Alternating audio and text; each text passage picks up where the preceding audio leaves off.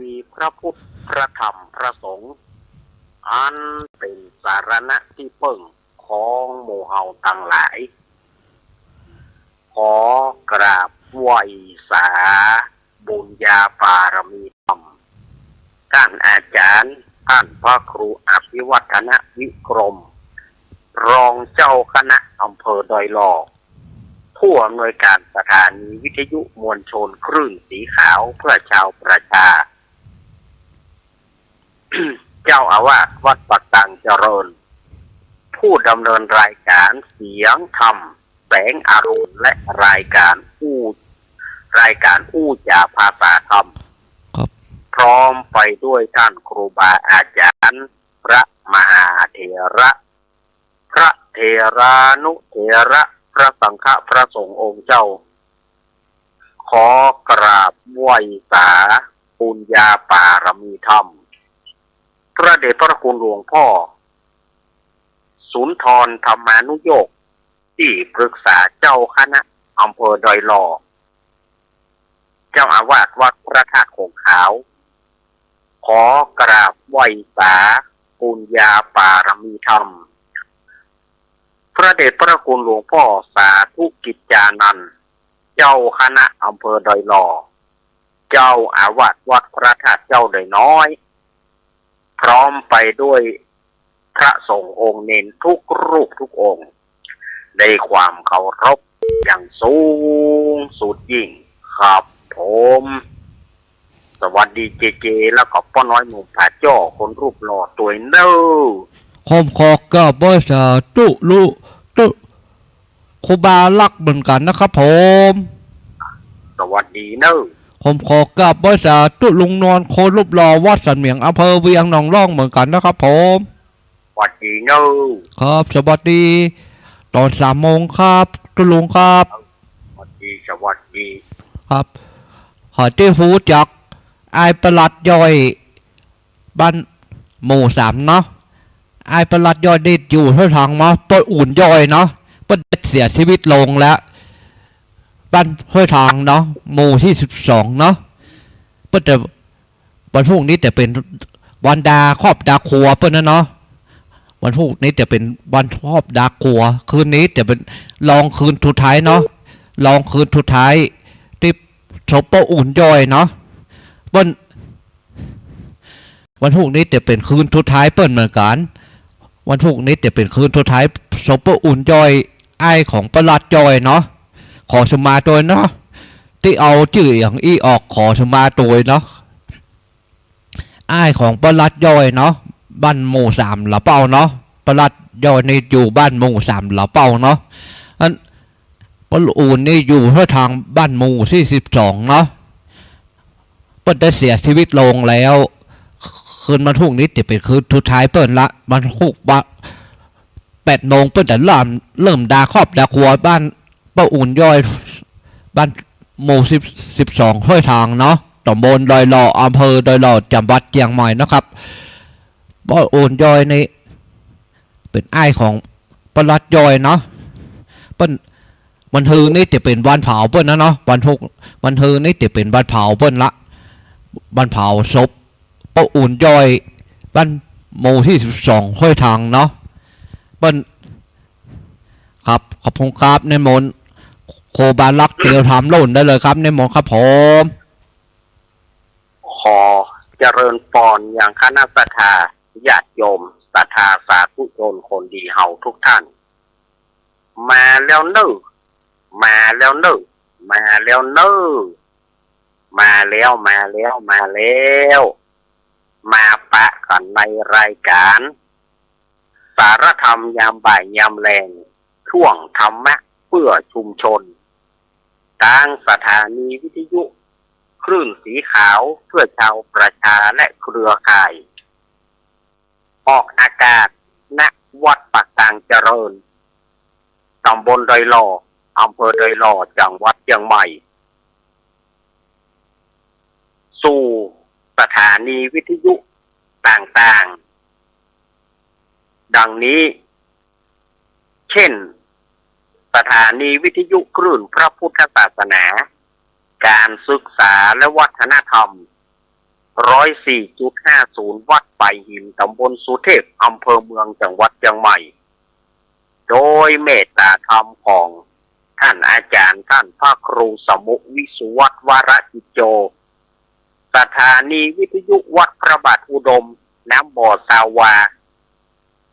88.5 เมกะเฮิรตซ์อำเภอฝางจังหวัดเชียงใหม่โดยเมตตาธรรมของพระเดชพระคุณหลวงพ่อสุจิตตานุรักษ์ด็อกเตอร์ท่านอาจารย์จำเริญโชติธรรมโมก็ต้องขอขอบคุณท่านอาจารย์จำเริญโชติธรรมโมนักเนิ่อที่เปิ่นมีน้ำใจต่ออาตมาเปิ่นมีน้ำใจต่อเก้ากับผมความจริงนั้นเปิ่นจะยกโน้ตบุ๊กคือตัวหนึ่งเปิ่นจะยกโน้ตบุ๊กคือตัวหนึ่งเพื่อว่าเอาไว้ให้เก้ากับผมอาตมาภาพจัดรายการโดยผ่านโน้ตบุ๊กแต่ก็สุมาท่านอาจารย์จำเริญตุปีจำเริญเนาะเพราะว่ากับผมเก้ากับผมมันใช้โน้ตบุ๊กบัดได้ ก็เลยเพิ่นว่าผมใช้บัดได้ผมกดโน้ตบุ๊กบัดได้เนาะความจริงเพิ่นจะยกขึ้นตัวหนึ่งเพิ่นจะให้ฟรีๆเลยนะก็ต้องขอบคุณน้ำใจของตุปีจำเริญโชติธรรมโมในไว้ในโอกาสนี้ตัวเนาะโอ้โหน้ำใจเปิ้นว่าจะยกโน้ตบุ๊กคือฟรีๆเลยขอขอบคุณครับแต่เสียถ้าว่าผมเล่นบ่ได้เนาะก็เลยต้องใจเนี่ยโทรศัพท์เนี่ยกันเนาะเนี่ยใดมันก็จ้องใจอันนี้ก็ต้องใจอันนี้ไปก่อน แล้วก็สถานีวิทยุมนเสียงธรรมสถานีวิทยุห้วยตองซักเรดิโอ 98.75 เมกะเฮิรตซ์วัดห้วยตองซักตำบลกวางเปาอำเภอจอมทองจังหวัดเชียงใหม่โดยเมตตาธรรมของหลวงพ่อวาปีวระมานิชกับท่านอาจารย์ชวริตทยวังโสแต่ว่าสถานีห้วยตองซักยังบาดังเตือนสถานญาติโยมสายใต้รอยหล่อจอมตองเวียงหนองล่องป่าซางบ้านห้งก่อนยังตะเดียวเหี้ยวกันบอกฮู้ว่าจะดังเมื่อใดเนาะเพราะว่าคอมเพิ่นเสียเอาถ้าว่าได้ยินเมื่อใดก็แปลว่ามันดังเมื่ออันนะเนาะได้ยินเสียงเมื่อใดก็แปลว่ามันดังมาละก็บอกว่าการเตือนเนาะเขาบักกล้าที่จะไปการันตีว่าจะใช้ได้เมื่อใดถ้าเปิดมา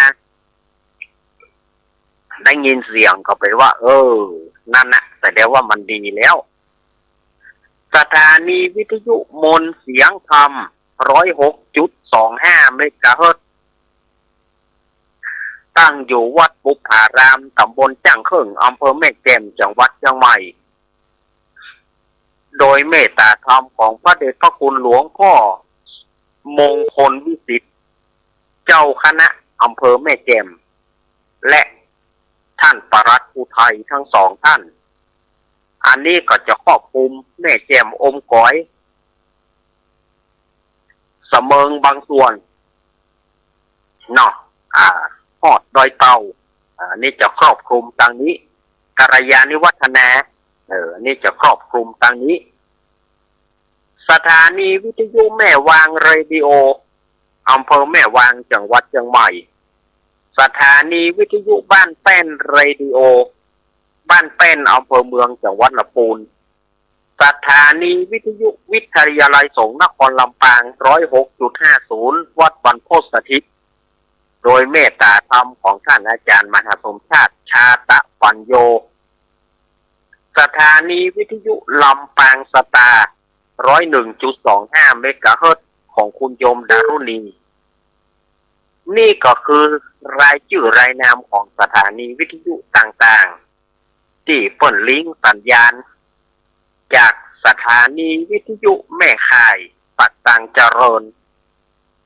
หรือว่าแถมช่องทางหนึ่งสำหรับท่าน านทั้งหลายที่บ่สามารถจะฟังวิทยุได้ถ้าท่านมีโทรศัพท์สัมผัสโทรศัพท์แบบป่วยแบบเคียหรือว่าเปิ้นห้องกันงามๆว่าสมาร์ทโฟนเปิ้นห้องว่าสมาร์ทโฟนนี่นะ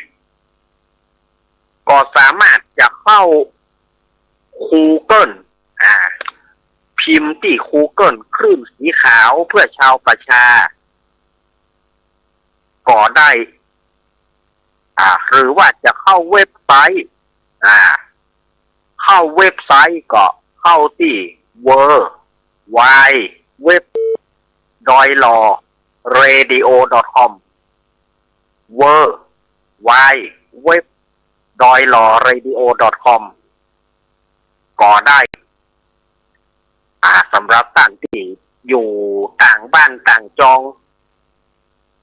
ในประเทศและต่างประเทศก็เข้าเว็บไซต์นี้ก็จะได้เข้าฟังรายการต่างๆของคลื่นสีขาวเพื่อชาวประชาหรือว่าจะฟังรายการอาตมาช่วงนี้ก็ได้หรือว่าอีกช่องทางหนึ่งท่านจะฟังทาง YouTube ย้อนหลังถ้าฟังทาง YouTube ย้อนหลังก็เข้าพิมพ์คำว่าวัดฝายหิน2ก็จะปะกับรายการอาตมาย้อนหลังไปสมมติว่าท่านมาได้ฟังก็เข้าพิมพ์คำว่าวัดฝายหิน2ก็เข้า YouTube ย้อนหลังไปอันนี้ก็คือช่องทางต่างๆสำหรับทางคลื่นสีขาวและเครือข่ายสำหรับท่านที่สามารถจะฟังวิทยุได้มันรัศมีวิทยุมันไปบักไกหรือว่าสถานีวิทยุใดสถานีวิทยุหนึ่งมันเกิดขัดข้องสถานโยมก็สามารถเข้าตามที่อาตมาว่านี้พอละออนเข้าเว็บพอละออนเข้า Google ก็จะปะรายการของอาตมานะทั้งสดและย้อนหลังไปทั้งสดและย้อนหลังไปอนุโมทนาเนอะมาปะกันวันนี้เป็นวันอังคารที่17กุมภาพันธ์พุทธศักราช2569เดือน6เหนือเดือน4ใต้ออกมานี่1ค่ำพร้อมว่าเป็นวันอังคารวันนี้เดือน6เหนือขึ้น1ค่ำพร้อมว่าเป็นวันใจเลิกจ้างแก้วขึ้นสู่โฮงคำแต่ว่ามันไปตรงกับวันเสียประจำเดือน6นี่60เสียการวันเดียวใจเลิกก็ใช้ไม่ได้มุ่ยสลุยกุ้ยและจะดีวันไหนอาจารย์ก็ต้องไปวันพัดพุ่นเนอะวันฮือพวกกันเนอะจึงจะเป็นวันเลิกดีล้างมือท่าคอยกินลาล้างมือท่าคอยกิน3ค่ำพุ่นนะวันฮือนะลาวันนี้ใครปะโทวันนี้เป็นเดือน6ออกค่ำแล้วก็เจริญปอนพี่น้องชาวไทยเชื้อสายจีนจินเกียยู่อีซินี่หัวใช้วันนี้เป็นวันตรุษจีนเป็นวันปีใหม่ของจีนวันนี้เป็นวันเอียวของเปิ้นเนอะวันนี้เนี่ยเป็นวันเอียวของเปิ้นแต่ว่านี่เป็นวันไหวของเปิ้นได้ยินเสียงบะทบท่มท่ำแต่วันซืนน่ะเป็นวันจ่ายวันอาทิตย์นะวันอาทิตย์นี่เป็นวันจ่ายถ้าแถวบ้านเฮาก็เป็นวันห่อวันดาวันซื้อขอบซื้อครัวซื้อเป็ดซื้อไก่ซื้อเป็ดซื้อไก่ซื้อสารพัดเปิ้นเฮาว่าวันจ่ายแต่วันซืนก็บ้านเฮาก็เป็นวันกะวันเกียมวันห่อวันดานะกันเนาะแต่ว่านี่เปิ้นเป็นวันไหววันไหวเจ้าวันไหวบรรพบุรุษเปิ้นไหวปู่เมาะปู่มอนปู่แม่นปู่มินเปิ้นไหวกันแต่ว่าวันนี้เปิ้น ถือว่าเป็นวันเอี่ยวเป็นวันปีใหม่ของเปิ้นสินเจียยูอีสินนี่หัวใช้เนอขอเฮือเซงลี่ห่อฮ้อแล้วก็ได้รับพรมงคล6 ลกซิ่ว6 ลกซิ่วเนาะศรัทธาญาติโยมก็ขอให้ได้บุญกันนักๆเนอวันนี้ก็อย่างที่อาตมาว่าไผที่บ่ได้ฟังเกลือก็ไผบ่ได้ไปฟังเกลือที่คุ้มบ้านคุ้มจองหรือว่าที่เลือกสวนไร่นาสวนผลไม้ลากไม้ก็ไปฟังอย่าเนอจบก็ขอให้ไปฟังอย่าถ้าท่านฟังแล้วก็แล้วไปนะท่านที่บ่ได้ฟังเกือก็ไปฟังอย่าเนอเดือน6ออกค่ำเพิ่นว่าการพายุลมหลวงการพายุลมหลวงการวาตภัยที่อาจจะเกิดขึ้นภายในเดือน6นี้ก็คือไปฟังนะตามจารีตที่พอยของโบราณบ้านเมืองศรัทธาญาติโยมก็ไปเนี่ยอย่าเนอฝ่ายที่ยังบ่ได้ไปเนี่ยเตื้อก่อนอย่างที่อาตมาว่านั่นนะฝั่งที่ตะวันออกเนี่ยก่อนตะวันออกว่าอีออ่างสระอีนั่นนะอีทิศใต้ว่าสวาทิศตะวันตกว่าสุแล้วกับทิศทางเหนือนั่นรวมกันเลยอีสวาสุอาตมาก็ได้แจ้งกับศรัทธาญาติโยมไปแล้วนะวันนี้วันที่17แต่ว่าไผมีโจกพ้องไผมีโจกไผได้โจกก็อนุโมทนาไผบ่มีโจกก็ขอเป็นกำลังใจท่านบ่มีโจกท่านที่มีโจกก็เป็นกำลังใจให้เหมือนกันท่านที่บ่มีโจกก็ขอให้ได้โจกในภายภาคหน้าท่านที่ได้โจกแล้วก็ขอมียิ่งขึ้นไปศรัทธาญาติโยมแต่ว่าเป็นวันโจกเนี่ยอาตมาว่าแน่นะวันนี้ก็เข้ามาวันที่17แล้วก็เหลือแถมอาทิตย์ปลายเดือนกุมภาพันธ์นี่ก็จะเที่ยงละวันนี้วันที่11แล้วก็เหลือหำบัดเท่าใดแล้วเดือนกุมภานี่มันสั้นมันมีแค่28 วัน 3-4 ปีในมันจะเกิด29 วันเรื่อง3-4 ปีไหนมันจะมี29 วันเรื่องแต่ส่วนมาก99.99เนี่ยมันจะมีแค่28 วันในเดือนกุมภาพันธ์นี่นะกุมภาพันธ์นี่นะมันเมินไหนมันจะลันบตามันเมินไหนมันจะลันบตาออกเป็นคนเขาว่ามันจะมี29 วันเรื่อง3 ปี4แล้งเพราะมันจะมีเรื่องศรัทธาญาติโยมสาธุชนทั้งหลายธรรมชาติที่สร้างมาป้าเขาต้องรับสภาวะฝนแล้งร้อนหนาวทั้งฝนร้อนหนาวเขาปะกันมาอย่างบัดเดียวเนี่ยมันมี2 ฤดูในวันเดียวสมัยตะก่อนนี่เปิ้นตึงบอกไว้ว่าหนาวมี4 เดือนฝนมี4 เดือนคนเขาว่าวสันตฤดูเนาะวสันมี4 เดือนวสันก็คือฝนนะคำว่าวสันก็คือฝนเขมันมี4 เดือนแล้วก็ชิมหันมี4 เดือนอันนี้ตามธรรมชาติจริงๆวสัน4 เดือนได้แก่เดือนไหนวสันก็คือหน้าฝนที่แท้ๆนะกรกฎาถึงพฤศจิกาอันนี้เพื่อเขาว่าวสันตฤดูหรือว่าฤดูฝนแล้วก็ธัน ธันวาถึงมีนา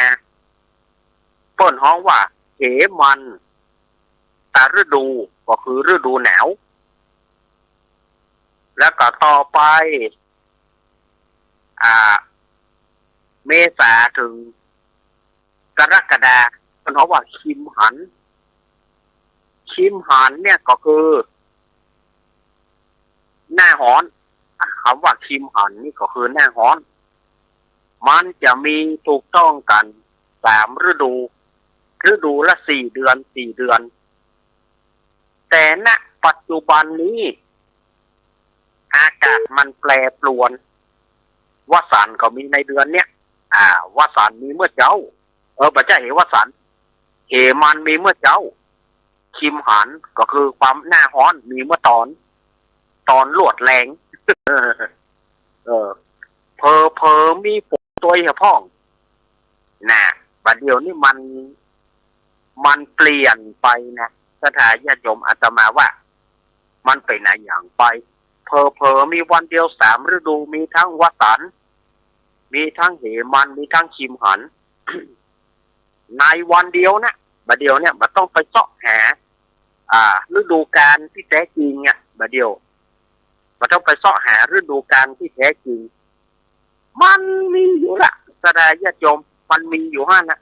ในตัวของมันวันนี้วันเดียวนะไม่มาเมื่อใดก็ได้ฉะนั้นสถาญาติโยมก็ทำให้สภาวะร่างกายของเราอาจจะหับประตันก็ขอให้สถาญาติโยมเขาป้องกันดูแลสุขภาพของภายของมันอาตมาว่าประเดี๋ยวนี้ก็จีบยาแก้ไอไปตัวนะอาตมาก็จีบยาแก้ไอไปตัวมันก็ระคายคอเพราะว่าอากาศมันหนาวร้อนมันก็บอกว่าเขาจะว่าจะได้กันฉะนั้นสถาญาติโยมก็คิดเอานึกแล้วก็ป้องกันดูแลสุขภาพร่างกายของคนเฮา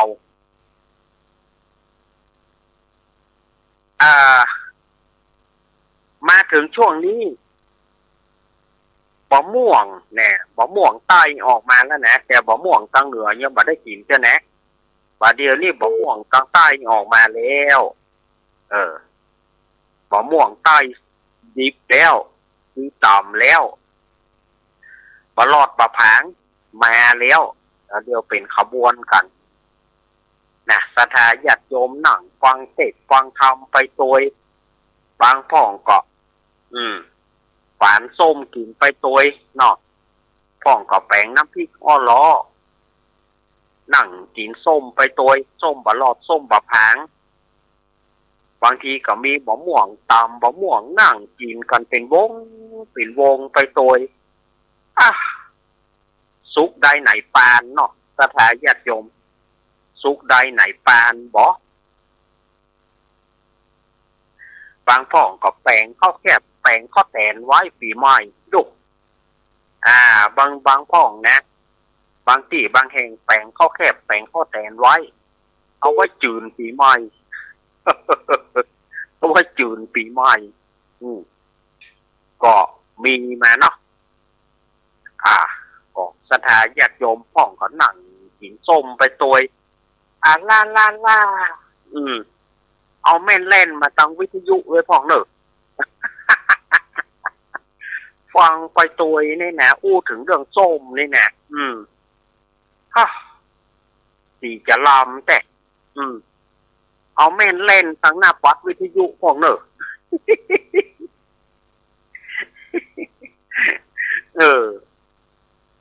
มันหน้านี้มันเปิงแล้วหรอแต่จะเป็นหน้าที่กินน้ำลำแบบละกินข้าวบะลำแล้วเนอะต่อไปนี่นะมันเป็นหน้าส้มมันเป็นยำส้มยำนี้เป็นยำส้มกินน้ำนี้ป๊อปแบบน้อยนี่จะกินเหลือรอต่อก่อนกินน้ำเหลือเอารอต่อก่อนงัวควายเหมือนกันออกแรงแห้งไข่มานี่นะรอน้ำไปให้มันต่อป๊อดถ้าว่าหน้าฝนหน้าหนาวนี่นะงัวควายนี่มันกินน้ำจุ จุ๊บก็เดี๋ยวมันก็อิ่มละแต่ถ้าว่าหน้านี้ลองเอาไปหื้อต่อดูดโพดเสี่ยงน้ำโปอ่ะ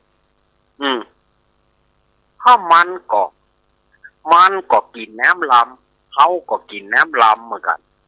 หน้านี่กินน้ำติ๊กๆอ่ะกินน้ำตะไดบ่พองัวควายนี่ถ้าว่าหน้าฝนหรือหน้าหนาวนี่มันบดูดมันจูบจีบกินน้ำตานะมันกินน้ำมันจะดูดถ้าหน้านี้เราเอาไปหื้อตอนเนี่ยพูด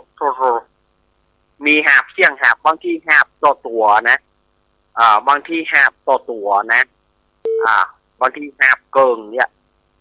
ต้องไปตักมาหื้อถ้ามีหลายตัวก็ต้องไปตักมาอย่างเก่งก็หาบเกิงคือปล่อยเพราะอย่างเก่งก็มันกินบางตัวนี่ดูดโพดอ่ะให้มันกินน้ำดีสถานญาติโยมมันกินน้ำนักมันก็เหนียวนักนะหัวควายนะเนาะสถานญาติโยมมันกินน้ำนักเหนียวมันก็นักคนตัวยังพอมันเหนียวหันเตือเขาจะเอาออกแรงอ่ะเอาออกแรงมันเหนียวตั้งแต่แรงนะเราถึงทางพวงบ้านมันย่ำสูดเตือเขาไหลมันตัวเนาะมันเหนียวจุเพราะว่าถ้าอย่าจมมันกินหนักมันเหนียวหนักนะฤดูกาลอย่างบัดเดียวนี่เนาะสถานอย่าจมพอตั้งใดก็เป็นเขียววึดพอตั้งใดใบไม้เข่งใบไม้หล่นผิวพอตั้งใดลมปัดน้ำไม่ใช่ปัดความเย็นนะปัดเปลี่ยวแดดนะวิดห้อนนะสถาญาติโยมแต่สถาญาติโยมตั้งเมืองเหนือเฮาโดยเฉพาะชนบทเฮานี่มันนึงมีอย่างนั้นเนาะนั่งกินส้มอย่านั่งกินส้มกับน้ำพริกอย่าลาสุกใดไหนปานบอกแต่ยังว่านะกันเนาะของมักเน ของมักเนของม่วงกาบะพางกาบะหลอดกานะมันเป็นของในฤดูกาลแถมหน่อยปีใหม่แถมหน่อยใกล้ปีใหม่แม่บาเดียวนี่มันฝืนฤดูกาลเขาจะกินอันใดก็ได้หมดคะแนนวิตามินงอเงินเดินอยู่ในกระเป๋าเมื่อวิตามินงอเงินเดินอยู่ในกระเป๋ากินอะไรก็อร่อยกินอันยังก็ล้ำเพราะว่ามันมีกู้อย่างเข้าแคบเข้าแตนเข้าบ่ต้องไปรอถึงฤดูกาลปีใหม่วันนี้ก็ต่างบ้านต่างจองคนก็มีขนมเค้งกินกันก็ระมัดระวังฟองเนอร์ขนมเค้งนี่นะขนมเค้งนี่มันเหนียวเนาะก็เวลาจะเคี้ยวก็ระมัดระวังฟองเนอร์เคี้ยวมันพยายามเพื่อเรียกหน่อยหัวมันจะขำคอบ่ได้บ่ใจอย่างเพราะว่ามันเป็นแป้งข้าวเหนียวมันเหนียวนะขนมเค้งขนมเค้งที่คนเอาไว้ตุจีนนั่นนะก็ก้อยกินเนอบรรดาผู้สูงอายุทั้งหลายผู้สูงวัยทั้งหลายด้วยความเป็นห่วงเนอขนมเค้งเพราะว่าวันนี้เป็นวันตรุษจีนเนาะเป็นวันตรุษจีนก็กินกับพยายามระมัดระวังของเนอจะไปเอาใส่กำเข่งเนอใส่กำควักกำเข่งยุ่งเลยนะแกนได้ง่ายๆนะก่อยกินก่อยงอบก่อยแงบกินไปจะไปกินกำเดียวตอกโจโลเขาใส่เสียได้ใส่กำเข่งนะระวังมันแป้งเหนียวก็เหนียวลำบากด้วยความหวังดีเนอะด้วยความหวังดีจากอาตมาภาพนะงาน ประเพณีส่งน้ำพระธาตุเจดีย์พวกโชคทวีสลีสันเมืองงานวัดอาตมาเนอวัดสันเมืองตำบลหนองร่องอำเภอเวียงหนองร่องจังหวัดลำพูนวันที่31มีนาคมและก็1เมษายนเนอสถานญาติโยมมาเอี่ยวมาแหวงกันเชิญชวนคณะสถานญาติโยมมาเอี่ยวมาแหวงกันหรือว่าใครที่อยากรับเป็นเจ้าภาพสังฆทานชุดละ300นะชุดละ300ความจริงนั่นเปิ้นมี2แล้วเปิ้นมี2แบบถ้าชุดใหญ่ก็ปันถ้าชุดน้อยก็300แต่อาตมาก็มันอินดูสถานญาติโยมอาตมาจะเอาถ้าสถานญาติโยมจะรับก็อาตมาก็จะเอาแค่ชุด300พอละเนาะบ่เอาชุดปันละมันอิดสถานญาติโยมอิดสถานญาติโยมลำไปค่ะว่างานอันใดก็สถานญาติโยมก็หอมมามันอิดสถานญาติโยมลำไปแต่ถ้าไผ่จะร่วมกองบุญกองกุศลก็แจ้งอาตมาภาพได้089-214-0135และ0837611775แม่นวลนภาที่อยู่งัวลายแม่ว่าจะโอนเข้าเบอร์ของไอ้บ่าวของอาตมาบอกว่าแม่โอนหรือยังเนอะถ้าแม่โอนแล้วก็แจ้งอาตมาก็อาตมาจะได้ประกาศให้น้องอาตมาจะได้ประกาศอนุโมทนาให้ว่าแม่วันนั้นแม่เต้งโอนแต่แม่กดเบอร์ผิดแม่กดเบอร์ผิดแม่ก็เลยโอนมาได้แล้วอาตมาก็เลยบอกเบอร์กำหนึ่งแล้วบอกว่าได้กับบ่ได้ก็โหเปิ้นดักวิทอาตมาประกาศถ้าว่าแม่ยืนยันมาคำว่าถ้าแม่ว่าโอนแล้วอาตมาจะประกาศให้นะแม่นวลนภาธนสุวรรณบ้านงัวลายอำเภอเมืองเชียงใหม่เนาะแม่ถ้าว่าแม่ช่วงเปิดสายนะช่วงเปิดสายแม่แจ้งมาคำหนึ่งถ้าแม่บัดแจ้งมาอาตมาก็จะบอกประกาศให้เตื้อเกิดว่าอาตมาประกาศโอ้แม่บัดจะได้โอนสักคำเนี่ยมันก็เนาะมันก็จะได้กะได้นะ แม่แจ้งมาแถมคำหนึ่งแจ้งเป็นตัวตนแถมคำหนึ่งเนาะแจ้งอัตราตัวตนแถมคำหนึ่งว่าแม่โอนหรือยังถ้าแม่บัดได้โอนอาตมาก็บัดจ้างประกาศเตื้อแล้วก็คุณโยมโยมที่เพิ่นอยู่ปุ่นน่ะ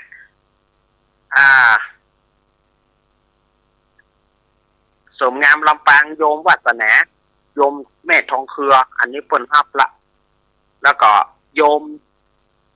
ศรีไพรจันก้อนบ้านท่อเมืองรังอำเภอเมืองจังหวัดเชียงใหม่บ้านท่อเมืองรังตำบลป่าตาลกันเนาะตำบลป่าตาลอำเภอเมืองจังหวัดเชียงใหม่เปิ้นจะตามไปครับนายสุทัศน์จันก้อนเปิ้นจะตามหานายสุทัศน์จันก้อนนี่แถม4ชุดเป็น1,200อนุโมทนาเนอคุณโยมศรีไพรจันก้อนบ้านพ่อเมืองรังในเวียงเชียงใหม่เนาะถ้าใครอยากจะร่วมหรือว่าสถานญาติโยมมีจิตศรัทธาจะร่วมโฮงทานบอกว่าจะเป็นโฮงทานเข้าโฮงทานของกินโฮงทานอย่างต่างๆหรือว่าโฮงทานน้ำดื่มไอติมของหวานได้ทั้งนั้นข้าวหนมเส้นข้าวหนมหลอดจ่อง จะเป็นข้าวหนมอะไรยังก็ได้ญาติโยมอยากจะร่วมเอาเป็นโฮงทานก็แจ้งอาตมาตามเบอร์นี้แจ้งอาตมาตามเบอร์นี้ขออนุโมทนาไว้ล่วงหน้าหรือว่าสถานญาติโยมจะมาด้วยตัวเก่าจะมาตั้งโฮงทานด้วยตัวเก่าก็ได้ยินดีต้อนรับหรือว่าจะฝากเป็นปัจจัยมาก็ได้ถ้าฝากเป็นปัจจัยอาตมาก็จะได้มอบเพื่อกลุ่มแม่บ้าน เปิ่นจัดการเนาะอาตมาจะฮับตั้งแต่วันนี้จนไปถึงวันที่30 มีนาอาตมาจะฮับตั้งแต่วันนี้ไปจนถึง30 มีนาคมเต้าอั้นแล้วก็วันที่31กับวันที่1นะก็เป็นงานละเลี้ยวละเป็นงานก็เริ่มละเนาะวันนี้ศรัทธาญาติโยมวันนี้เป็นวันปีใหม่ของจีนตั้งเฮาก็ซ่าสดใสเสียงบัดทบเสียงประทัดไอ้หยังตะคืนนี่ตังใดบอกว่าเนอะตะคืนนี่เตียงปายตีหนึ่งพวกละจ้าตะคืนนี่เสียงต่มต่ำอันนี้ก็บาลับบานอนเนี่ยละก็รู้ว่ามาจากตังใดนะตะคืนนี่นะต่มต่ำแต่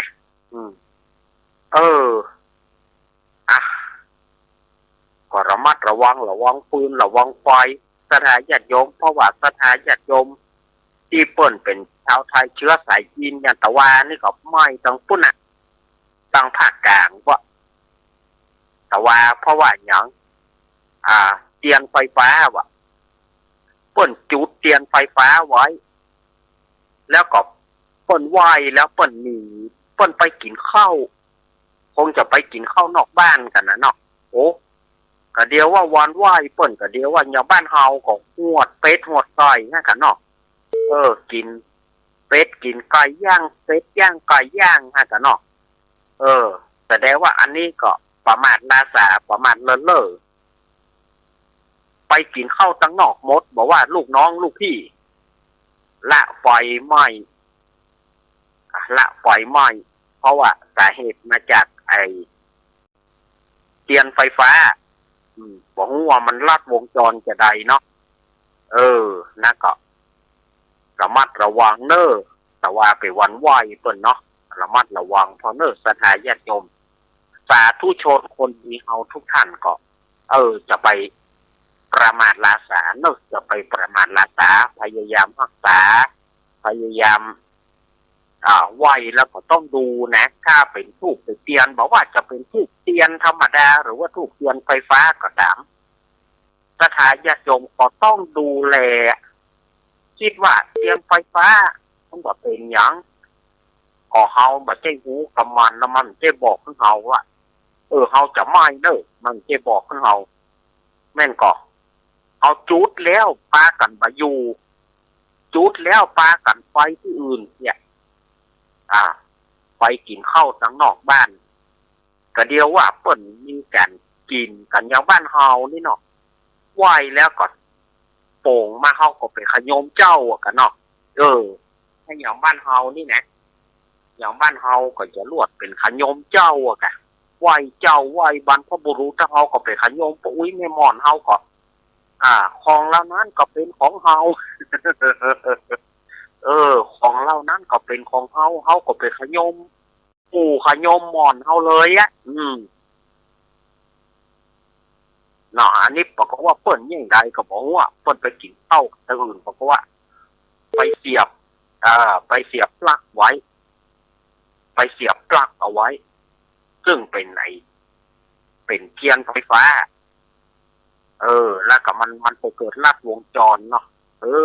ก็มาได้ความฉะนั้นเราก็ต้องดูแลกันตัวหน้านี้มันหน้าแล้งหน้าแห้งอากาศมันแห้งมันแล้งระวังปืนระวังไฟวันนี้เป็นวันเหี่ยวของพี่น้องชาวไทยเชื้อสายจีนหรือว่าอ้ามวยหรือว่าตึงนั่งเที่ยตั้งหลายต้นกับปลากันไปเหี่ยวไปแหวงกันก็ดูทรัพย์สินดูอย่างไปเนาะต้องดูทรัพย์สินของตัวเก่าด้วยนะดูทรัพย์สินของตัวเก่าด้วยอาตมาฟังข่าวแต่เจ้าเนาะฟังข่าวตั้งลำปางศรัทธาญาติโยมตั้งลำปางกับพื้นแจ้งอาตมาตัวเนอะที่ไหนที่โดนอันไผ่ที่ไหนที่โดนแมงขุ่นพบแมงขุ่นที่มันอยู่ที่เฮาไปทางนางเกี้ยวที่เฮาไปว่าบัดที่เฮาไปพระราช42 เมือง ที่มันจังคบเจ็บๆนะแมงขุ่นนะแสดงว่าไปคบโยมต่อตังลำปางปุ้นถึงแก่กรรมถึงตายเลยนะโยมป่อนี่ถ้าจะแพ้แมงขุ่นแมงขุ่นแมงตัวน้อยๆนะที่เอาเจ้าไปปะที่นั่นเนาะพระธาตุสีสองเมืองแมงตัวน้อยๆที่มันจังคบเจ็บๆแมงขุ่นนั่นนะที่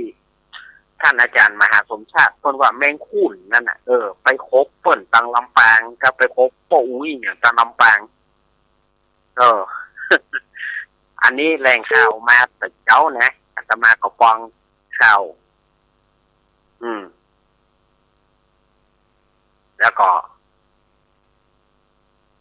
แต่ที่นี่โยมขอโทษที่นามเปิ้นเนาะโยมขจรเกี้ยวทิพย์เปิ้นก็ใครรู้ว่าแมงขุ่นเนี่ยมันเป็นตัวอย่างไรอาตมาก็เลยโทรกับเปิ้นว่าแมงขุ่นเนี่ยมันเป็นแมงตัวน้อยๆมันน้อยกว่าหินอย่างก่อนแต่มันคบเจ็บอีเนาะแมงขุ่นนะมันจะได้ให้หมอกหินเนาะนี่เหมือนกันนะตัวหินตัวริ้นตัวหินเนี่ยนะที่มาคบหัวดีๆเนี่ยมันจะประมาณหม้ออ่ะแมงขุ่นเปิ้นจะฮ้องว่าแมงอย่างบ่ฮู้แต่เฮาฮ้องว่าตังเฮาฮ้องแมงขุ่นตังบ้านเฮาบ่มีตังบ้านเฮาบ่มีแต่มันมีตังปุณติอาตมาฮู้ก็คือที่พระธาตุสีสองเมืองพระธาตุสีสองเมืองดังดอยนางเกี้ยวนะอาตมาก็ไปฮู้ที่ห้านน่ะแต่ก่อนตังบ้านเฮาไม่มีมันออกข่าวมาตัวขุ่นคบคนเฒ่าตาย แมงขุ่นคบคนเท่าตายลำปางบอกตังใดเนอะแต่เบื้อนี้พี่น้องตังลำปางก็แจ้งอาตมากำเนอะว่าที่ไหนฮะที่แมงขุ่นคบปะอุ้ยตายโทษมันรุนแรงขนาดนั้นกับการแมงขุ่นนั่นเนาะจำกูเตือนก็ได้ยินข่าวว่ามันคบเจ็บเขาก็บอกหันว่าแสดงว่าปะอุ้ยคนนี้น่าจะแพ้แมงขุ่นคนเฮานี่ถ้าแพ้นี่นะแพ้แมงอย่างกระจ่างจะถ้าเป็นคนขี้แพ้บางคนกับมิ้นตัวเดียวก็ทำให้ตายได้บางคนก็แต่งการตัวเดียวก็ตายได้มีเมื่อ10 กว่าปีก่อนมีญาติของอาตมานี่นะจะว่าญาติแท้ๆก็บ่เชิงเป็นญาติห่างๆกันกับอาตมานี่เหมือนกันนะก็โดนแต่น2 แม่บ่ได้สถานญาติโยมและอายุเปิ้นก็เท่าตัวนะอายุเปิ้นก็เท่าตัวแล้วก็ไปโดนแต่น2 แม่บ่ได้แพ้ตายสถานญาติโยมอันนี้ย้อนยุคไป10 กว่าปีก่อนมาละแล้วเอามาให้ญาติโยมฟังว่าคนเฮานี่มันก็แพ้บางคนก็แพ้พึ่งบางคนก็แพ้มิ้นบางคนนี่บักหัวแตนแต่หัวเพิ่งบางคนนี่บักหัวเพิ่งแต่หัวมิ้นนี่เนาะมันบางคนก็ไปโดนอันนั้นก็แพ้เลยก็มีบางคนกินแมงมันบางคนก็กินมาได้เลยนะแมงมันนี่นะมาได้ตึงไข่มาได้ตึงตัวบางคนกินแล้วเป็นผื่นเป็นลืนเป็นผื่นเป็นลืนเลยนั่น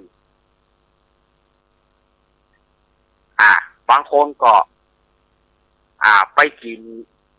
ไข่พึ่งไข่มิ้นบางคนหล่อตึงมาได้กินแล้วไปว่าหูผลเหลือไก่ปองลมกันบางคนนี่เหลือไก่ปองลมกันมันได้ตึงกัดตึงอึ่งยึงมันได้ตึงตุ่มตึงผื่นเนี่ยมันแพ้บางคนนี่เปิ้นฮ้องว่าภูมิแพ้บางคนต้องมียาแก้แพ้กินกันเป็นประจำเพราะว่าต้องมียาแก้แพ้ที่หมอแจกไว้รู้สึกกินอย่างแล้วรู้สึกมันบ่ม่วนมากมันอยู่ๆก็คันมาเป็นผื่นเป็นลืนเป็นหมื่นเป็นลืนก็หายใจกินยาแก้แพ้นะอย่างเม็ดหนึ่งมันรับไปสักกำมันก็จะดีแน่มันจะเป็นอย่างนี้ลูก สถาญาติโยมบางคนมันแพ้พิษบางคนก็แพ้อากาศบางคนก็แพ้ลมบางคนก็แพ้น้ำก็มีนะ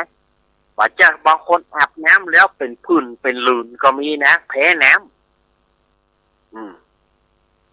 แต่แพ้แมงคุ่นเนี่ยอาตมาก็กล้าได้ยินข่าวแต่เจ้ามานี่บ่ได้โซทั้งมันฮ้อนมานี่บ่ได้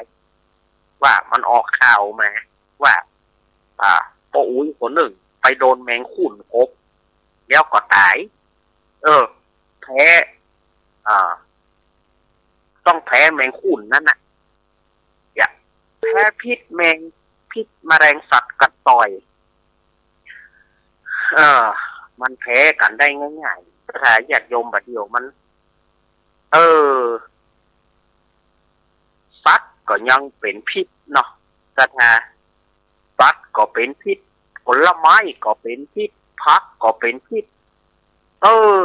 เขาจะมาอย่างใหญ่อย่างนี้ลำเหลือเนาะเขาจะอย่างใดที่จะให้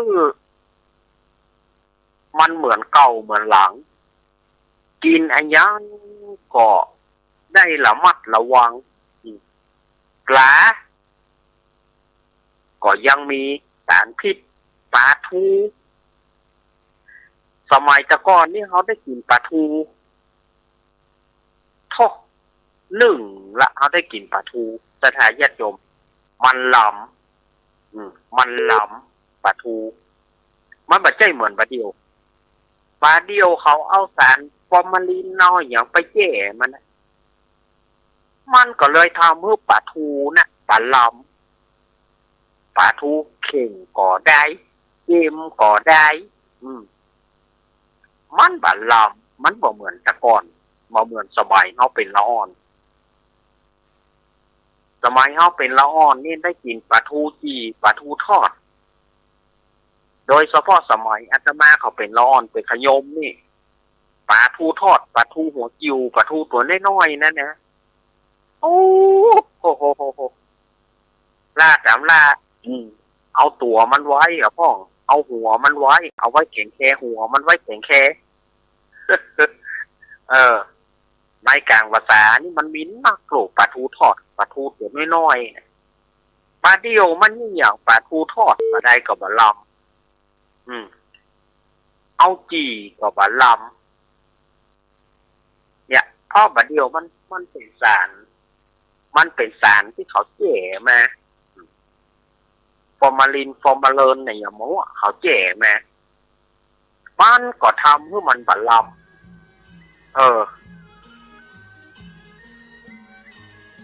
ทำให้มันบั่นลำมันจะได้บอกหูนะมันบอกบัดถูกนะสถาญาติโยมนะถามว่ามันบั่นลำอย่าได้อาจารย์ปะทูบะเดียวมันบัดจ้างจะอู้เฮ้ยสถาญาติเราทีมพอคนเดียวก็ทีมพอคนเดียวก็อาตมาตุ้มจ้างจะว่าอย่าได้ปะทูเกมก็บะเดียวเนี่ยได้ก็ได้อะปะทูเกมแต่ก่อนนี่ปลาทูเกมมันนี่เขาบีบปลาแนวเขาใส่มันก็ลำยะปลาเดียวเนี่ยเอามันไปคนที่คนต่างปลาทูเข่งก็เลี้ยวปลาทูเกมก็เลี้ยวเผลอเขาได้กินข้าวมันถูกไหมแต่มาให้หักให้โตนจะได้หมูมันปลาเดียวนี่นะโอ้ยมันเนี่ยอย่างของมันก็บูได้กินปลาทูแล้วว่าให้กินละมันมีอาการคลื่นไส้อาการอาเจียนนะคือบอกหูเหมือนกันนะมันเปลี่ยนกันไปเนาะประเดี๋ยวสถาญาติโยมผู้ไฟมาเวลาช่วงแรกหมดไปแล้วกันเดียวจะไปฟังไปไหนเถอะเนอะก็เดี๋ยวก็มาปากันช่วงสองนะช่วงสองไปจะไปละไปคว้างกันเถอะนะก็เดี๋ยวอาตมาจะมาเนอะช่วงที่สองนี่ก็เดี๋ยวอาตมาก็จะมาสาระต่างๆแล้วก็ค่อยเปิดสายเนาะใจเย็นๆศรัทธาญาติโยมวันนี้ โอ้อยากพี่น้องมาไหว้มาแสในตรุษจีนก่อนปอนเพื่อเปิดเนี่ยเนอะ ถือว่าจะมาใจยี่พอยของเฮาเถอะนะบางทีลูกหลานเปิดก็จะมาไหว้มาแสเฮาก็ก่อนปอนเนื้อเขาเนี่ยเนอะอายุวันโลสุขังพลัง เป็นภาษาจีนเนี่ยนะอายุวันโลสุขังพลัง ก็เดี๋ยวปาก่อนอาจจะมาไปฉันน้ำก่อนเจริญปอน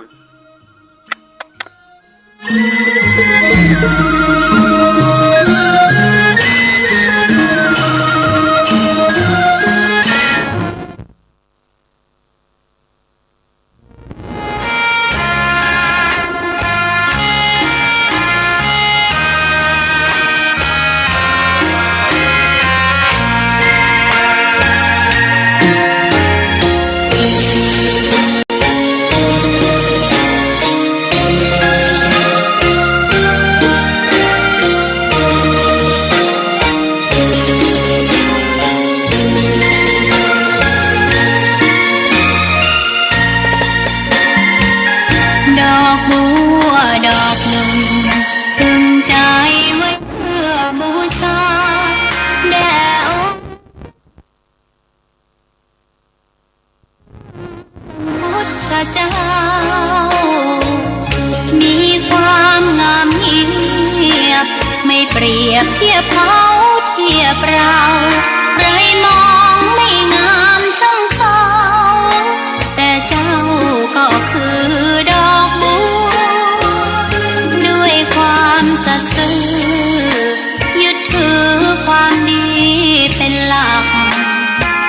ใครรักไม่รักก็ไม่จมปลักมองมัวเมื่อโผล่พ้นน้ำก็เห็นความงามในตัวไม่ยึดติดในตมชั่วขอเป็นดอกบัวดอกดีใครไม่มองว่าบัวงามเด่นแต่บัวก็เป็นดอกบัวทุกวันอย่างนี้ไม่อยากเด่นดังแต่มุ่งหวังในทางเด่นดีเกิดมาเพื่อสร้างบารมีถวายชีพนี้บูชาดอกบัวดอกน้อยเฝ้าคอยคนที่ใจบุญมาโอบเอื้อเกื้อกูลรู้ค่าของบุญเก็บบัวขึ้นมาเพื่อสร้างความดีและสร้างบารมีดังว่าใช้ดอกบัวนี้บูชาพระสัมมาสัมพุทธองค์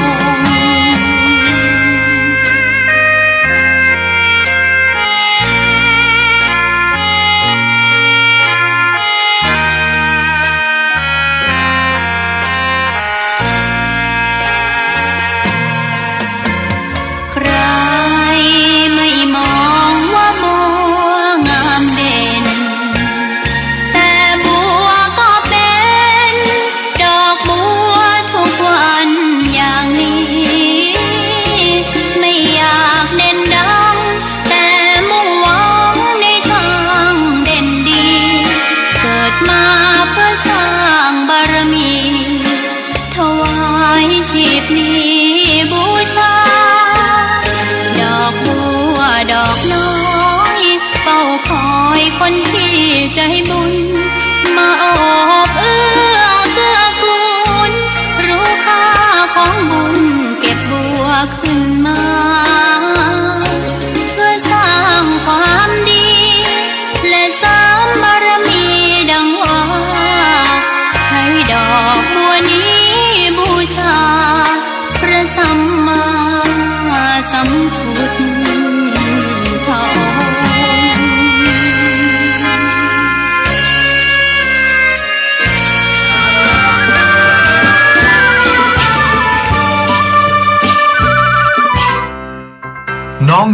หนาวนี้ไปแอวเหนือเฮาพักที่นี่บ่รีสอร์ทนี้ดีขนาดมีเครื่องทำน้ำอุ่นระบบแก๊สเอาไว้ให้พร้อม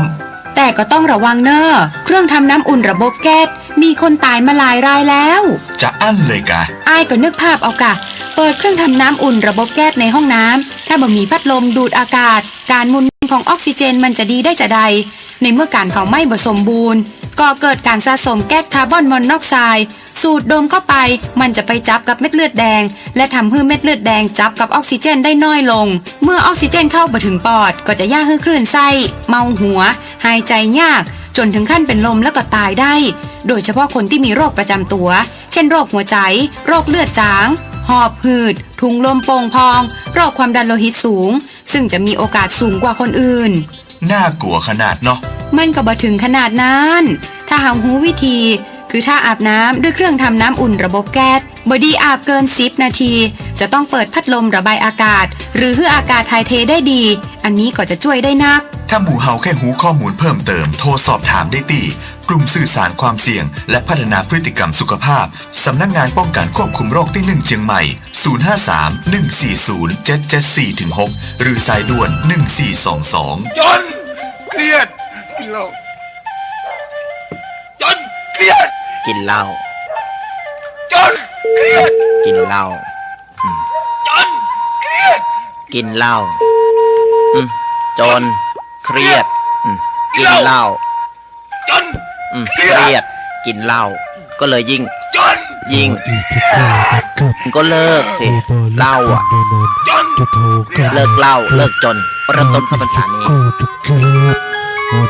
เป็นหัวเลิกเก็บนิมนต์ครูบาลักโน่นหามได้เลยครับนิมนต์ครับผมเอาแล้วสัทธาญาติโยมสาธุทุกคนที่เอาทุกท่านมาถึงช่วง2มาถึงช่วงที่2ของรายการสารธรรมยามบ่ายยามแรงช่วงธรรมะเพื่อชุมชนดำเนินรายการโดยอาตมาภาพสามเณรรักปัญโยนันท์มาปะกันช่วงที่2วันนี้ก็ของปื้นนะเนาะศรัทธาญาติโยมเรื่องปื้นธรรมะแบบปื้นเรื่องราวสาระน่าหูแบบปื้นก็มีอะไรอย่างนักก็มีอะไรอย่างนะเอามาอู้กับศรัทธาญาติโยมตั้งหลายก็วันนี้ก็เอามาอู้มาจ๋าศรัทธาญาติโยมตั้งหลายได้ฟังกันอาตมาจะเล่านิทานสักเรื่องก่อนเนาะเล่านิทานสักเรื่องแล้วก็เขาก็ก่อยมาวางสายคือศรัทธาญาติโยมตั้งหลายได้ฟังกันก่อยวางสายคือศรัทธาญาติโยมได้โทรกัน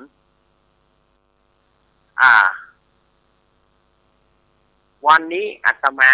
จะเอาเรื่องกบฟังธรรมเนาะจะเอาเรื่องกบฟังธรรมมันเป็นอย่างไรกบฟังธรรมมันฟังได้โดยแก่ได้บ่ได้ฟังกันไปก่อนจะไปฟังวิพากษ์วิจารณ์กันเถอะฟังแค่ก่อน แล้วก่อยโทรวิพากษ์วิจารณ์กันเมื่อรุนเรื่องกบฟังธรรมเนี่ยมีตั้งแต่สมัยพระพุทธเจ้าของเราพระพุทธเจ้าของเราเนี่ยเพิ่นประทับอยู่ที่ตอนนั้นเพิ่นประทับอยู่ที่ในถ้ำสัตบันหรือว่าถ้ำตีนเป็ดเอาง่ายๆว่าถ้ำตีนเป็ดมันบ่เหม็นว่านะถ้ำตีนเป็ดดอกตีนเป็ดเหม็นมันจะตายเนาะเอาพระพุทธเจ้าไปอยู่ได้อย่างไรฮะเอาตุ่มไปอยู่ลูกดอกมันเหม็นนะพระทายาทโยมอู้ถึงดอกตีนเป็ดนี่นะแถวแหล่งเด็กกินมันแหล่งมาแหล่งเด็กกินมันแหล่งแหง ดอกตีนเป็ดนี่ก็เล่านิทานนะท่านอาจารย์เล่าก็เล่าเนาะในสมัยพุทธกาล พระพุทธเจ้าเปิ้นได้เล่าถึงอดีตชาติของเปิ้นว่าเปิ้นมีพี่น้อง4 คนพระพุทธเจ้าเปิ้นว่าตัวเปิ้นได้อู้ถึงในสมัยที่เปิ้นเป็นนอโพธิสัตว์เจ้านั่นนะที่เปิ้นเป็นนอโพธิสัตว์เจ้าที่เปิ้นสร้างบารมีเนี่ยที่เปิ้นเกิดมาจากหนึ่งเปิ้นได้เกิดเป็นละอ่อนเลี้ยงควายพระพุทธเจ้าของเรานี่นะเป็นมามดแต่เปิ้นในชาตินั้นเปิ้นได้เกิดเป็นละอ่อนเลี้ยงควายมี4 คนพี่น้อง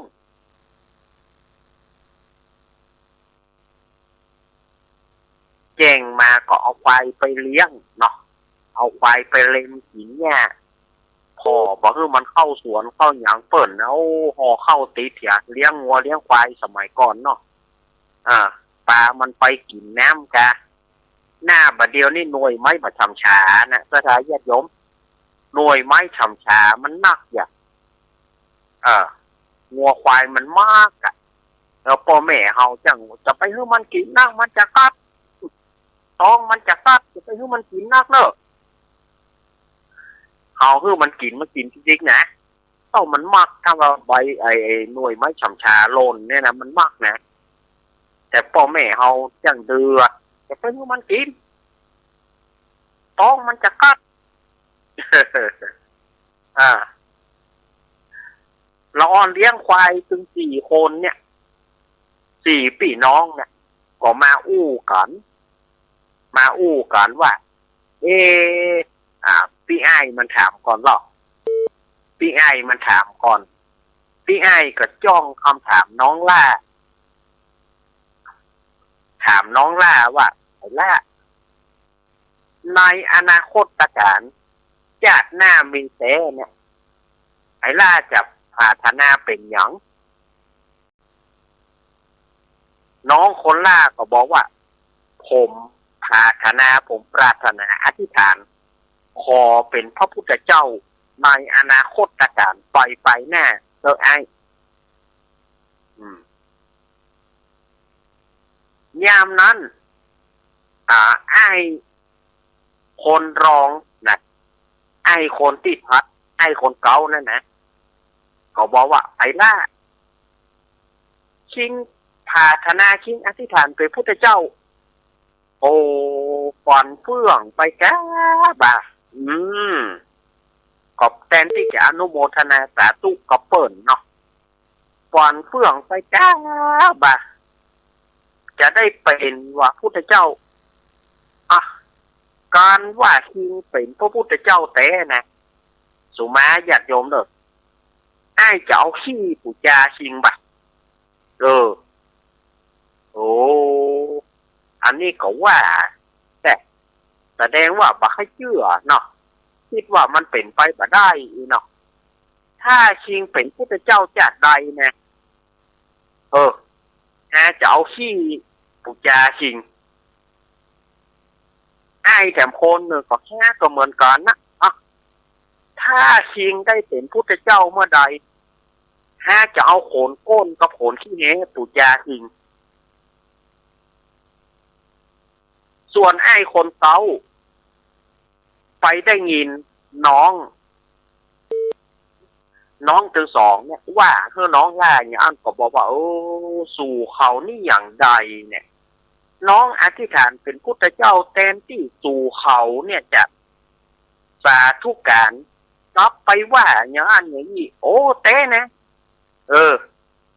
ถ้าหากว่ามันเป็นพุทธเจ้าจากใดเนี่ยจะเอาที่ปูจามันจะเอาโขนก้นกับจะเอาโขนก้นกับโขนที่ปูจามันเอาเต้นะและส่วนไอ้หรอกไอ้มันนั้นบอกออกความคิดเห็นอย่างใดสักอย่างไอ้คนเก่านั่นนะบอกออกความคิดเห็นอย่างไรว่าจะเป็นอย่างบอกว่าจะอธิษฐานเป็นอย่างบอกว่าสักอย่างก็เลยดักไปพอพระพุทธเจ้าพอ หน่อโพธิสัตว์เจ้าตายจากนั้นก็ได้สร้างบุญบารมีอยู่หลายจากหลายกัปเรียกว่าสี่อสงไขยปลายแสนมหากัปเมื่อเปิ้นได้ตรัสรู้เป็นองค์สมเด็จพระสัมมาสัมพุทธเจ้าก็คือพระพุทธเจ้าโคตมะโคดมของเรานี่นะเมื่อเจ้าชายสิทธัตถะได้ตรัสรู้เป็นองค์สมเด็จพระสัมมาสัมพุทธเจ้าไอ้คนที่ว่าจะเอาขี้ปูจานะก็ไปเกิดเป็นพึ่ง ไอ้คนที่บอกว่าจะเอาขี้ปูจาเนี่ยก็ไปเกิดเป็นพึ่งก็เลยได้เป็นเอาขี้ปูจาก็เขาก็เอาขี้เพิ่งน่ะมาแปลงเตียนจุดธูปจุดเทียนอย่างก็เอาขี้เพิ่งเทียนขี้เพิ่งนั่นนะก็ได้เอาอย่างก็เอาขี้มันน่ะมาตามปูจาไปขี้เพิ่งเป็นเทียนนั่นแหละส่วนอันว่าน้องแถมโคนหนึ่งที่ว่าจะเอาโคนก้นจะเอาโคนก้นกับโคนขี้เหมาปูจาก็เลยได้เป็นหางนกยุงกับขนนกยุงที่เปิ่นเอาทำพิธีที่เปิ่นมีไว้เป็นทำพิธีเบิกเนตรพระเจ้าที่เขาใช้ปูจานะเอาแป่งพัดจะแป่งอย่างกันนะหางนกยุงหรือว่าขนเก้าปีกนกยุงที่เปิ่นมีไว้สำหรับเปิ่นจะเบิกพระเนตรเปิ่นจะเสกซ่อมย้อมยกพระพุทธเจ้าสารูปปีนปลาของพุทธเจ้านั่นแนะเนี่ยมันก็มีนี่นะเอาบอกว่าไอ้จึงสองนี่อย่างหยาบคายก็คือว่ามันบาดเจือเนี่ยมันก็บอกว่ามันก็บอกตรงๆนะแต่ว่าปล่อยบอกปริศนาความหมายของมันถ้าว่าจริงเป็นแต่ให้เอาขี้ปูจาเขาก็เอาเนาะเขาก็เอาขี้เพิ่งนั่นเหรอมีอย่างเขาก็ใช้ขี้เพิ่งนั่นเหรอตามเตียนก็ใช้เตียนขี้เพิ่งไปนะจะได้ใจเตียนหอยนั่งโลกเตียนขี้เพิ่งเนี่ยแบ่งเกิงกับเตียนขี้เพิ่งจะนักกว่านี่สถานญาติโยมส่วนที่ว่าเอาโขนก้นก็ได้แต่หางนกยุงกับโขนเก้าปีกนกยุงเนี่ยที่เปิ่นเอามาแปลงพัดเอามาแปลงพัดอย่างมาลีแปลงพัดอย่างที่เปิ่นจะเอาทำพิธีเบิกเนตรพุทธเจ้าแล้วส่วนมาในจากนี้ไอ้คนที่เป็นคนเก่านั่นนะที่บอกออกความคิดเห็นนะก็ไปเกิดเป็นกบเฝ้าดอกบัวต่อไปทางใดได้เป็นกบเฝ้าดอกบัวอยู่หั่นในครั้งหนึ่งได้ยินข่าวว่าพระพุทธเจ้าสำเร็จเป็นพุทธเจ้าแล้วได้ไปได้ไปสวดได้ไปสาธยายมนต์พระพุทธเจ้าเพิ่นไปสาธยายมนต์ก็ถ้าจะมองว่าไปเทศธรรมหรือไปสวดนั่นเนาะไปสวดนะเพราะว่าสาธยายมนต์ที่ถ้ำสัตบันหรือว่าถ้ำสิงเป็ดที่ว่านะพอดีกบตัวนั้นมันก็หูแล้วว่าโอ้น้องล่าได้เป็นพุทธเจ้าแต่เฮ้ยกบตัวนี้นะมันหูแล้วว่าน้องล่าได้อธิษฐานในจากนั้นว่าขอเป็นพุทธเจ้ามันได้เป็นแต่เฮ้ยอาจจะไปฟังธรรมกับน้องจะไปฟังธรรมกับน้องจะไปฟังธรรมที่น้องสาธยายมนต์เนี่ยจะไปฟังธรรมที่น้องได้เล่าธรรมมากบตัวนี้ก็เลยไปที่ถ้ำสัตบันนั่นนะเมื่อไปถึงมันก็ไปฟังผู้เจ้าสาธยายมนต์ไปฟังพระพุทธเจ้าเป็นเขาเป็นประธานผู้เจ้ากับเหล่าบรรดาภิกษุสงฆ์ทั้งหลายทำสาธยายมนต์ก็สวดมนต์เมื่อมันฟังแล้วมันก็มีใจเคลิ้มตามมันก็ขึ้นไปสารพัดน้องนี่เป็นพุทธเจ้าเตดม่วนไว้ให้อย่ามาม่วนแตะม่วนว่าม่วนบ่เคยมี ผ่ที่ไหนจะมาเตะม่วนเหมือนอดีตน้องแฮเพราะว่าสัญญามันหูอยู่รู้ว่าพระพุทธเจ้าเคยเป็นน้องของมันมาก่อนถ้าจะมาฟังกูเตือ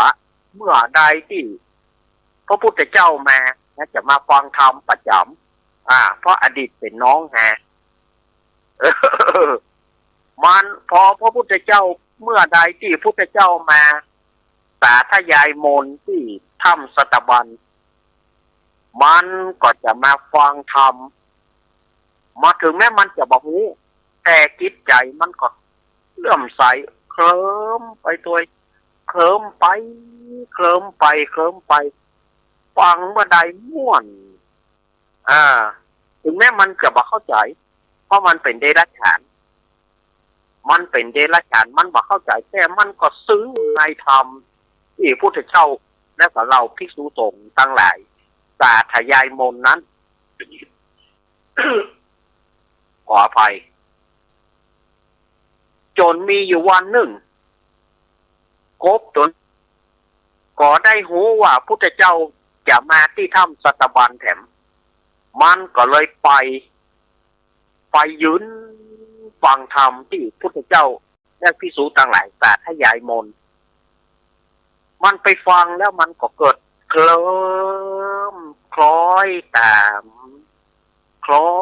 ยว่าถึงแม้มันจะบ่เข้าใจเพราะว่าปัญญามันบ่ถึงขนาดนั้นเพราะว่ามันเป็นเดรัจฉาน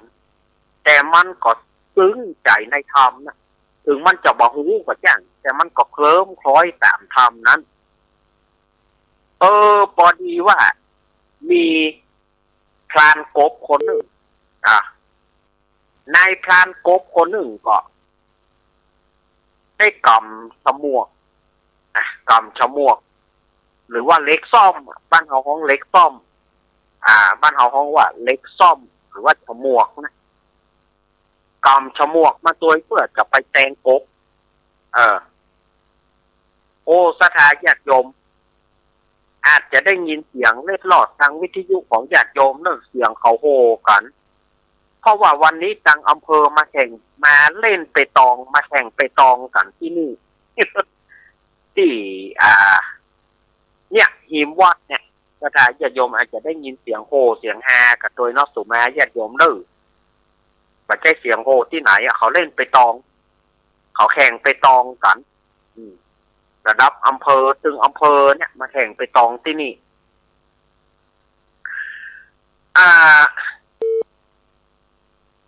นายพรานนะก็นายพรานกบนั่นนะก็กำฉมวกแล้วผ่านมาที่ถ้ำสตบันนะผ่านมาถ้ำสตบันก็มาได้ยินเสียงทุกเจ้าสาธยายมนต์มาได้ยินเสียงพุทธเจ้าและทุกเจ้าทั้งหลายสวดมนต์สาธยายมนต์อันนี้ไผ่มาสาธยายไผ่มาท่องปดท่องบนท่องมนต์อย่างนี้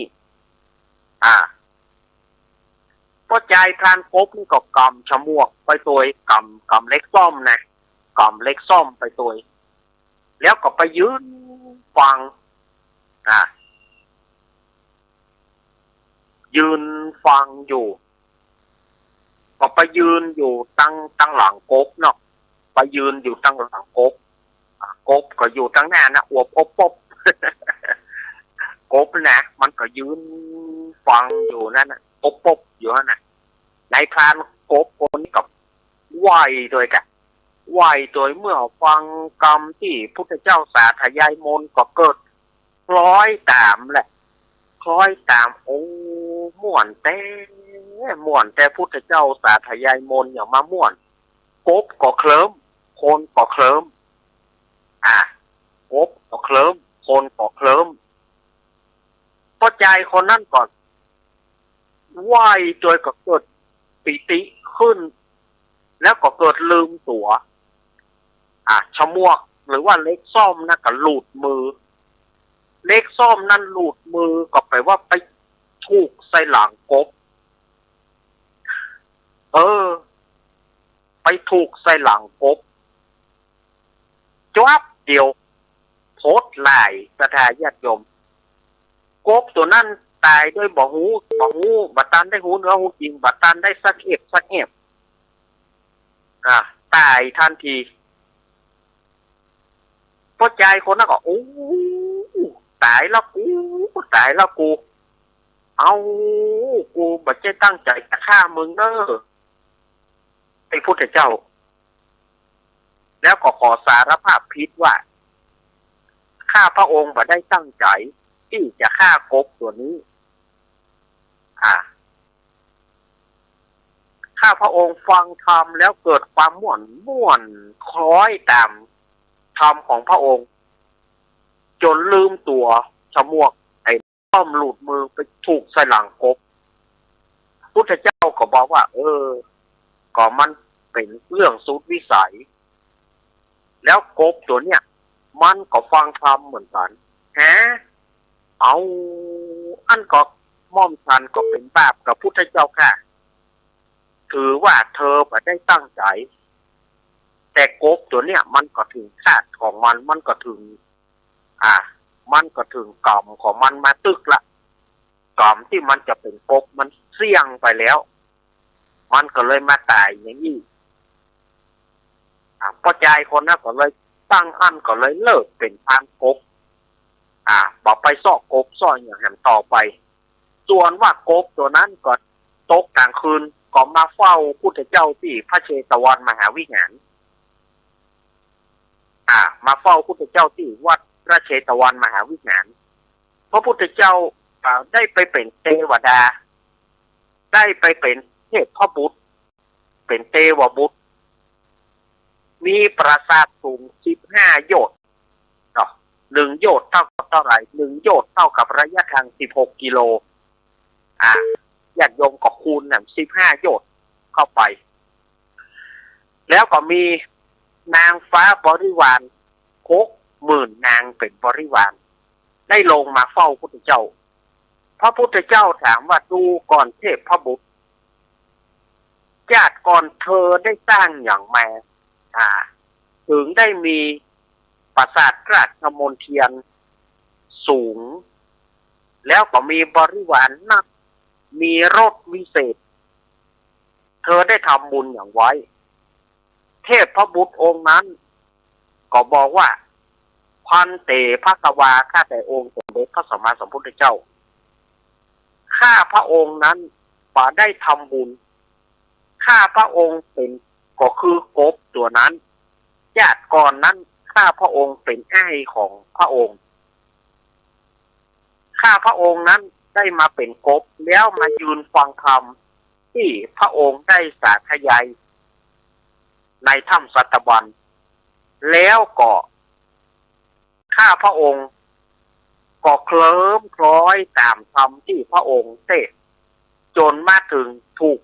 ซ่อมของนายพรานกบเสียบติดหลังเมื่อข้าพระองค์ตายจากกบแล้วก็เลยมาเป็นเทพบุตรแล้วก็มาไหว้พุทธองค์บัดนี้พระพุทธเจ้าค่ะอันนี้สงส์แห่งการฟังธรรมนี่นะถึงแม้ว่าจะบอกรู้เรื่องแต่ก็แต่ก็ได้อานิสงส์ถึงป่านนี้เลยหนอ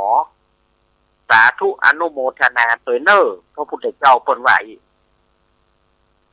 เนี่ยสถาญาติโยมเรื่องของกบฟังธรรมเนาะ ถึงแม้ว่ามันจะบอกรู้ข้ออัดข้อธรรมของพุทธเจ้า แต่ว่ามันก็ตั้งจิตตั้งใจฟังโดยที่มันบอกว่าพุทธเจ้าเปิดเทศน์มันก็ได้คำม่วนจนถึงมันได้ถูกซ่อมตายเนาะวันนี้อาตมาก็ได้เล่าให้สถาญาติโยมได้ฟังนะอาจจะเป็นสาระประโยชน์ก็นักก็น้อยนะอาจจะเป็นประโยชน์ก็นักก็น้อยก็แฮมเบอร์เมอร์นี่เนอะสถาญาติโยมจะเป็นวันสำคัญของพุทธศาสนานั่นก็คือวันมาฆบูชาวันมาฆบูชาปีนี้ก็ไปเลื่อนไปเป็นเดือน6เพลงพุนเนอร์เพราะว่าปีนี้มันจะเป็นอาทิตย์กมาศเป็นเดือน12เตื้อหรือว่าเดือน8 2 โหนมาละก็สถาญาติโยม สาธุชนทั้งหลาย ก็ถือได้ว่าในปีนี้เนี่ยมาฆบูชาก็ต้องเลื่อนออกไปเป็นวันเดือน6เป็นแล้วก็วันมาฆบูชาปีนี้ตรงกับวันที่3 มีนาคมศรัทธาญาติโยมก็จะได้เวียนเทียนจะได้มีการรำลึกนึกถึงพุทธเจ้านึกถึงพระธรรมนึกถึงพระสงฆ์ซึ่งในปีนี้ในวันอังคารที่3นั้นอาตมาภาพจะมาทำกิจกรรมจะมาทำกิจกรรมให้ญาติโยมมาทำกิจกรรมออกทางอากาศนี่นะให้ญาติโยมเช่นว่าได้นั่งสมาธิก็ดีได้นั่งสมาธิก็ดีได้ทำกิจกรรมหับศีล 5 ศีล 8ได้หับศีล 5 ศีล 8ศีล 10ของสามเณรอาตมาจะได้ทำแล้วก็จะมีการเจริญพุทธมนต์จะเจริญพุทธมนต์เป็นพุทธบูชาธรรมบูชาสังฆบูชานั่งสมาธิภาวนาเนาะศรัทธาญาติโยมก็จะได้ฟังวันที่3 มีนาคมเนี่ยอาตมาจะทำกิจกรรมนี่เนาะศรัทธาญาติโยมเนื่องจากวันมาฆบูชาแล้วเราก็ยังมีวันวิสาขบูชาเป็นวันที่องค์สมเด็จพระสัมมาสัมพุทธเจ้าประสูติก็วันเดือน8 เพ็ญตรัสรู้ก็วันเดือน8 เพ็ญปรินิพพานก็วันเดือน8 เพ็ญ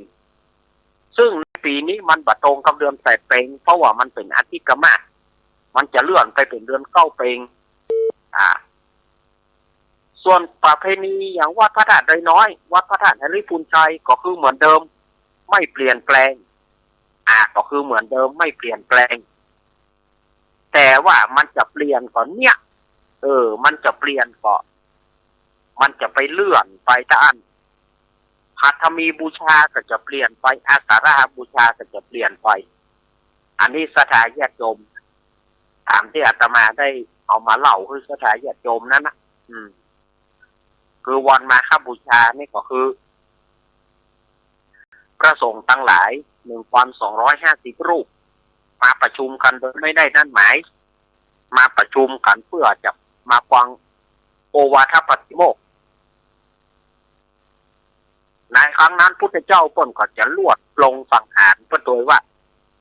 อีก3 เดือนเพราะว่าพญามารคอยมากระซิบกระซาบอยู่นั่นนะพญามารอยู่ตั้งหลังพุทธเจ้าอยู่อย่างเมินตายอย่างนี้เจ้า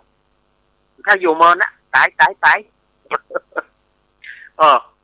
พญามารนะคือพญาชื่อท้าววสวัสดีมารนะไปอยู่เมินพุทธเจ้าอยู่อย่างเมินเท่าละ80ละตายคอยที่จะมาอยู่เฮอพุทธเจ้าตายเจ้าพุทธเจ้าถ้าอยู่เมินเท่าละอยู่อย่างหายใจปงสังขารเนี่ยตายพุทธเจ้าก็เลยไปขอพระพุทธเจ้าก็เลยบอกว่าตามคุณเตือพระอานนท์จะทูลขอพุทธเจ้าว่าขอพุทธเจ้าอยู่ถึงพศ5,000แทนที่เราจะได้ไหว้พุทธเจ้าตัวจริงนะเพราะว่าพญามารนี่ก็หูวาระจิตของพุทธเจ้าว่าพระพุทธเจ้าจะถามพระอานนท์ว่าจะขออย่างฉะนั้นพญามารก็เข้าจริงใจพระอานนท์บังใจพระอานนท์เพื่อลืมแล้วก็พญามารเนี่ยก็มันก็ย่อมบอกไปไหนพุทธเจ้าตายพุทธเจ้าถ้าอยู่มันตายเถอะพุทธเจ้าถ้าอยู่อย่างมันเจ้าละไอ้ตุ๊กป่นตายแล้วก็พระพุทธเจ้าก็เลยถามพระอานนท์ดูก่อนอานนท์เธอจะขออย่างจากเราตถาคตหรือพระอานนท์ก็กึศใจบอก คิดก็ยังปวดหัวคิดก็ยังคิดไม่ออกคิดอย่างใดก็บอกไม่ขอพุทธเจ้าค่ะอานนท์เธอจะขออะไรจากเราตถาคตหรือพระอานนท์ก็มันตึงกึดตึงออกมึนตึ๊บมึนตึ๊บกึดอย่างใดก็บ่ได้ไม่ขอพุทธเจ้าค่ะอานนท์เธอจะขออย่างจากเราพญามารก็โซนเยอะนะพระถ้าขอเนี่ยตายอ่ะพุทธเจ้าตายอ่ะไปอยู่เมินเข้าละตายให้เอาขั้นเล่นปากพญามารนี่สักก่อนเนาะโอ้มันเจิงว่าเนาะตายแล้วเจ้าน้าอูเมินตายพระนนท์ก็ตึงกึดตึมได้ไม่ขอพุทธเจ้าค่ะมารพญามารนี่ก็ตึงตุยจังหลังติ๊กจิไม่ได้ตายแค่ว่าตายเท่านั้นมันไปอยู่มันตายอะเอาละดูก่อนพญามารเขาจะโปงสังขารเขาอีก3 เดือนเขาจะปรินิพพานมารก็ได้โอกาสชนะแล้วโมงพุทธเจ้าจะตายแล้วบอกตายเจ้าพุทธเจ้าไม่อยู่เมินนะตายตายเลยพุทธเจ้าก็เลยบอกว่าอีก3 เดือนเขาจะปรินิพพานพระอานนท์เป่งว่าหูคิงมาเมื่อพระอานนท์เป่งว่ามาหูคิงปูดทูลขอพุทธเจ้ากำขันดอกมาทูลขอพุทธเจ้าให้อยู่พุทธเจ้าบอกว่าเขาทูลถามเธอแล้วเขาถามเธอแล้วตั้ง3 ครั้งแต่เธอก็บอกว่าบอกขอมอมฉันกึดใหญ่บอกออกพระพุทธเจ้าค่ะขอพระองค์อยู่ไปถึงพศ5 ปันมาได้แล้วเขาห้าปากกับพญามารแล้วว่าเขาจะปรินิพพานใน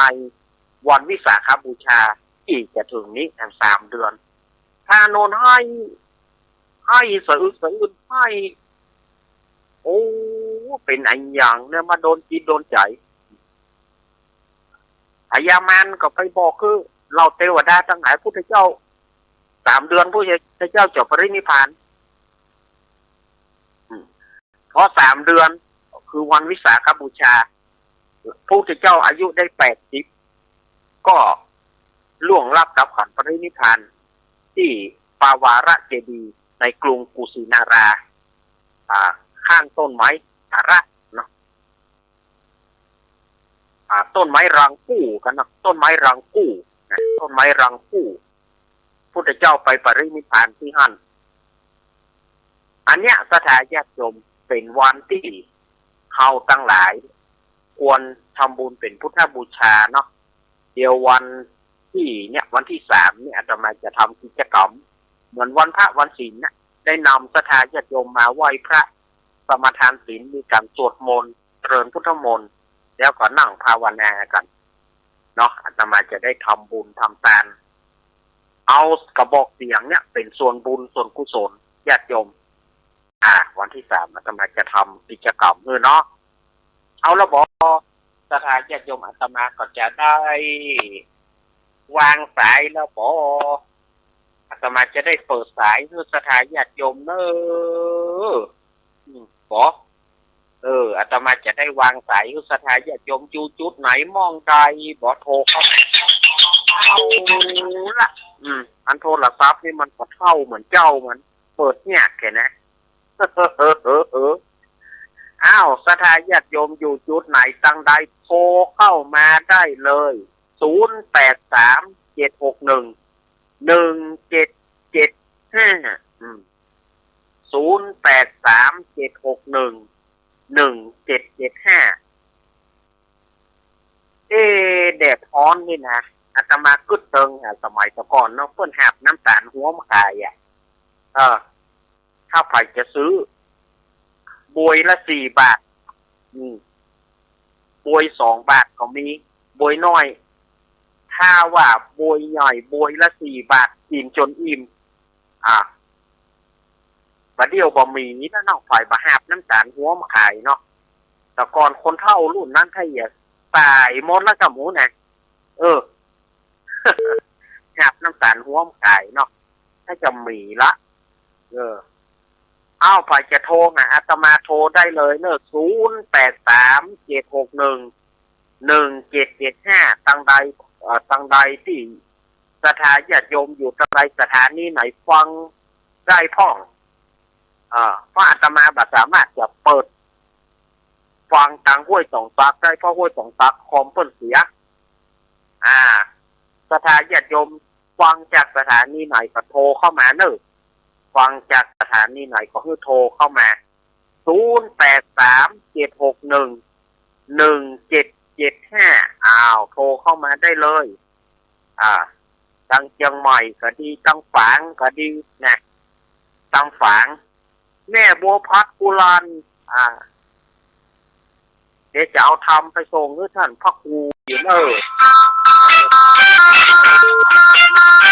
เจริญปอน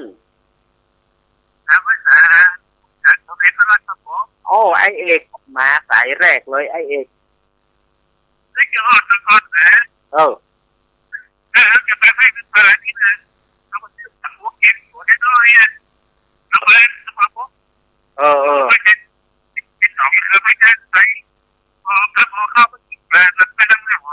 อแต่ละ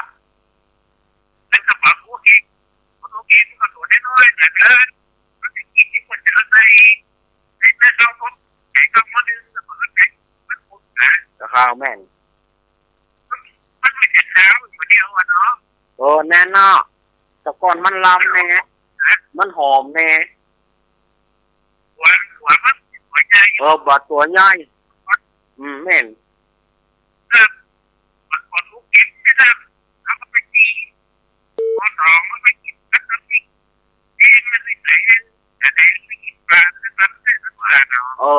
แน่นอนกะ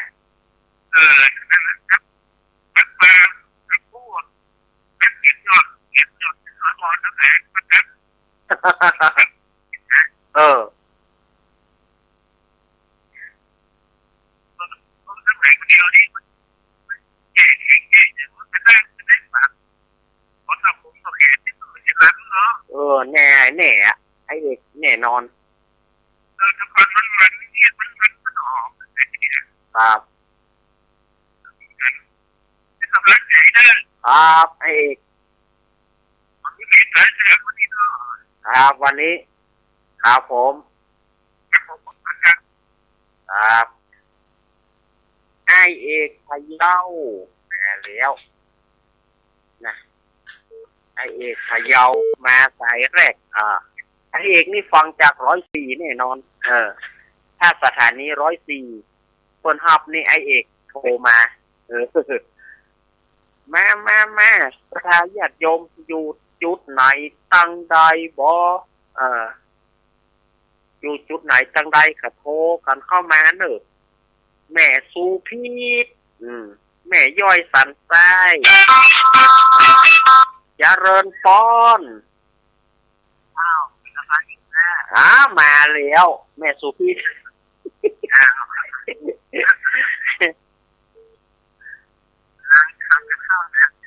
เอาเก่งอย่างจ้า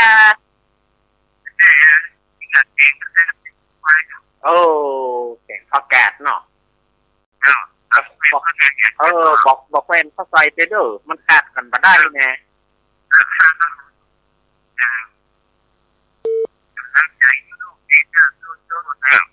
ยินดีอันแม่สุพิษเนอร์หนึ่งในทำงานหนึ่งในทีมงานธรรมะใครเครียดแม่สุพิษใช่เจริญปอนไม่ขาดเจ้าเนี่ยจากทางใดแม่จากยายแดงดอกตะล่อมดอยปะโคงดงปะคอยฟังตลอดครับฟังตลอดทุกวันครับ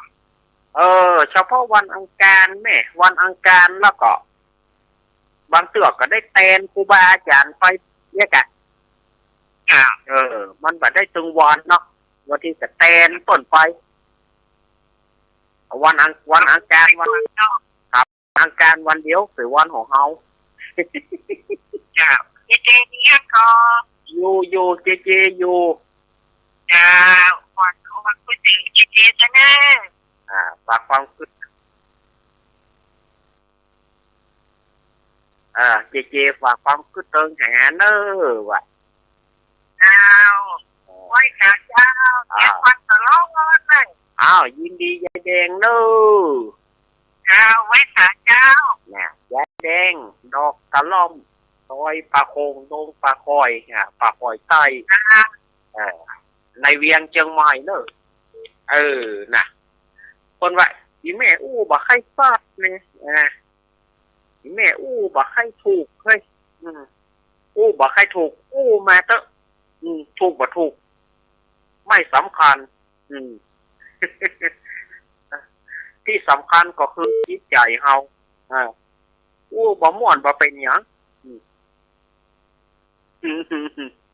อย่างแต่ก่อนบ่าวไปแอวสาวหมอหนึ่งมันปากแบบนี้เรื่องมันไปแอวสาวเขาบอกว่ามันขึ้นเหือนว่าปากมันแบบนี้ทีนี้สาวก็อินดูก็เนี่ยว่าเฮ้ยเปิ้นขึ้นมาไอ้นี่มันปากแบบนี้สาวก็ว่าเฮ้ยเปิ้นขึ้นมาเตอะอินดูเปิ้นไปนั่งอยู่หั่นยุงกันอย่างใกล้กะเขาก็เลยเฮ้ยมันขึ้นมาพอมันขึ้นมาตัวเท่านั้นไม่ไหนอ่ะตายแล้วกะรับหัวตายเด้อเป็นวันเนี่ยมันปากบดีเต้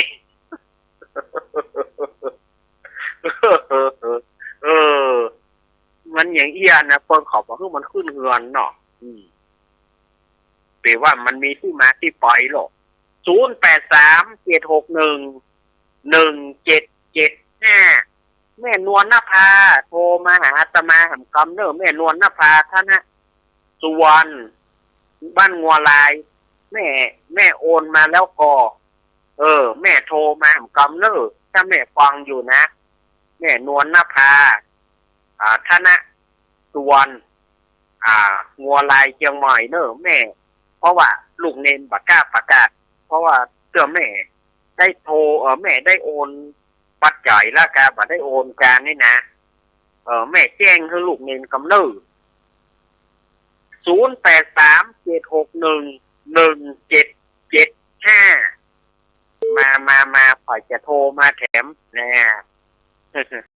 ทีมงานทำมาใครเครียดเอามาละ3ไอเอกมาแล้วแม่สุพิษมาแล้วยายแดงมาแล้วยายแดงนี่ก็เป็นหนึ่งในทีมงานของธรรมะใครเครียดมาก่อนยายแดงนี่นะแม่กรเลิกงานหรือยังแม่กร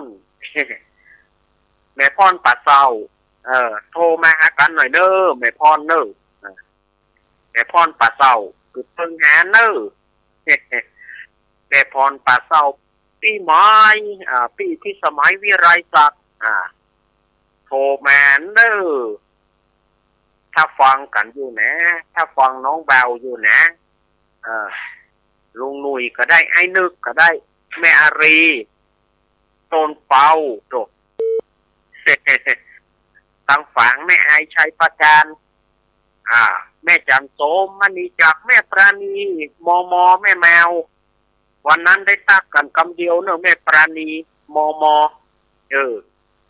ก็น้อยบุญปานไปวันนี้กับบัปปะเนอะก็น้อยบุญปานมโนครพ่อบุญศรียานะเขาบัดได้ปะก็น้อยบุญปานสักกรรมเนอะแล้วก็ได้ปะแม่สมศรีนันทารามแม่บัวพัดกุรันแม่บัวพัดกุรันทำมีที่อาตมาเนี่ยเนอะเดี๋ยวอาตมาจะเอาไปส่งเขาเปิ่นอาตมาติดต่อครับ แม่ปราณีสามล้อสิ่งปักตังเจริญตัวเองเหล่าวันนั้นเจว่าแม่ปราณีก็มาล้อโออนุโมทนาเนอะสามล้อสิ่งนี่นะ มีอยู่ก็ศรัทธาญาติโยมบ่มีอาตมาจะเล่านิทานนะเล่านิทานเนาะถ้าว่าสายญาติโยมมาก็มานะอาตมาจะเปิดเล่าไว้เนี่ยแต่อาตมาจะเล่านิทานก่อนถ้าว่าสายมาอาตมาก็ฮับเนี่ยมือซ้ายก็กำโทรศัพท์มือซ้ายก็กำโทรศัพท์เป็นไม้มือขวาก็เอาไว้ฮับหน้าไม้เอาสถานญาติโยมบ่มีไผทำอย่างนี้อ่ะอาตมาคนเดียวด้านนะเอามาเล่านิทานเนาะคนที่รักนี่นะมันมีป้าใจคนหนึ่งก็ไปที่ไหนมันต้องได้ของเปิดมาไปย่างอ่ะมันเป็นบ้าวนะมันไปบ้านเปิดเนี่ยมันต้องเอาของเปิดขึ้นได้อ่ะแถมวันหนึ่งไอ้เจ้าหมูมันจะไปเหนี่ยวสาว เจ้าหมูมันจะไปเหนี่ยวสาวแล้วที่แล้วที่ต่างนั่นน่ะต่างที่จะไปเหนี่ยวสาวน่ะมันเป็นปลาหอมไอ้คนที่รักนะมันก็ขอไปตัวไอ้เจ้าหมูมันก็ว่าโอ้งานเธอบอกให้เอาคิงไปนะไปแล้วคิงไปลักของเปิ่นไปห้ามบันลักเนี่ยห้ามบันลักห้าขอไปตัวเถอะห้าไปเอี้ยวห้าไปเหี่ยวเธอคิงเขาห้าขอไปเหี่ยวเถอะก็มันไอ้คนหนึ่งก็ตึ้มให้เอามันไปซะหน่อยอ่ะแต่ว่ามันก็ขยันขยอขอไปเถอะไอ้ตัวนั้นก็เลยจำเป็นเอาเจก้องไปเอาเจก้อง เอาไอ้นั้นเจก้องไปเพราะว่าหัวมันไปลากของเปิ่นเพราะว่าในเส้นทางนั้นน่ะมันเป็นปลาหอม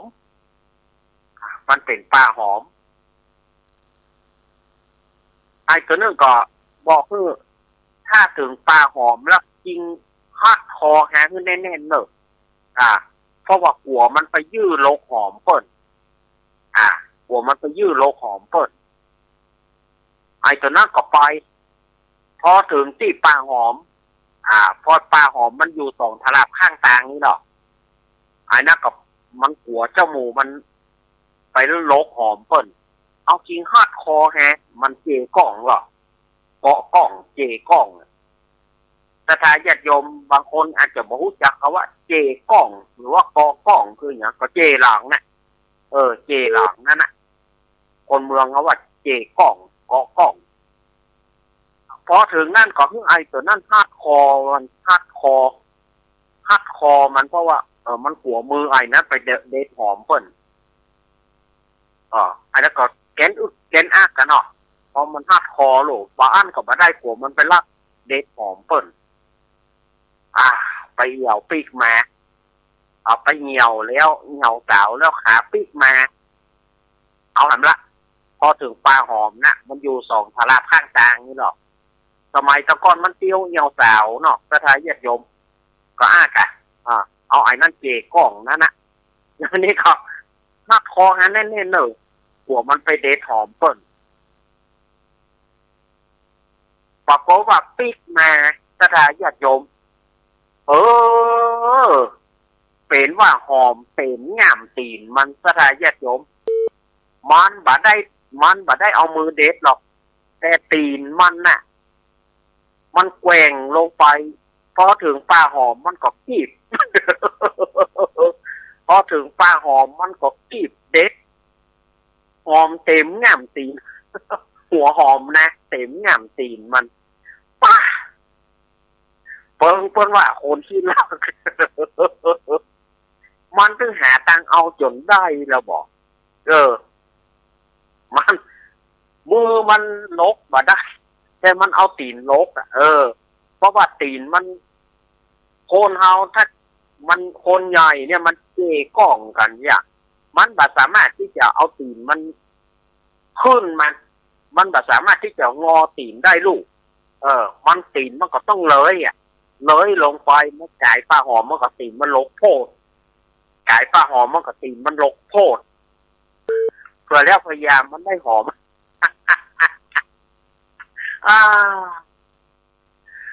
เนี่ยเปิงว่าโคนขี้ลักขโมยมาถึงขี้ลักบ่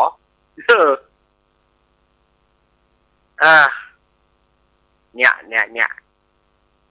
มันลักมาจ้างลักนะแต่เอามีอยู่ก็0837611775วันนี้ต้องฟังอย่างไงเซฟฟังไม่อายชัยประการอย่างไงเซฟวันนี้โอ้ลำปางนี่ก็ลำปางก็หายเซฟบอกเชียงใหม่มาแล้วแน่พะเยามาแล้วเชียงใหม่มาแล้วนี่ก็โอ้ลำปางหายฝางไม่อายชัยประการหายเอาถึงว่าแล้วลูกไปได้หันหน้าเฮาแล้วนะเขาตึ้มโทรหามซ้ำแล้วเพราะอย่างเขาว่าเขาบางามเขาบารอลูกไม่รอพ่อไม่รวยเนาะไงเซฟมด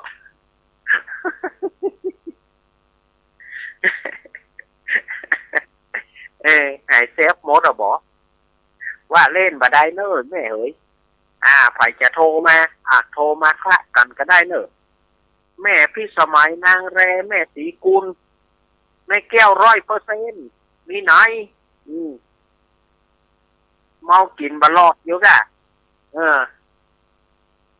เมากินบะลอดเจริญปอนเจ้าว่าแต่เจ้าโรงเรียนลำปางบอกมีเสียงมีแต่เสียงเพลงเจ้า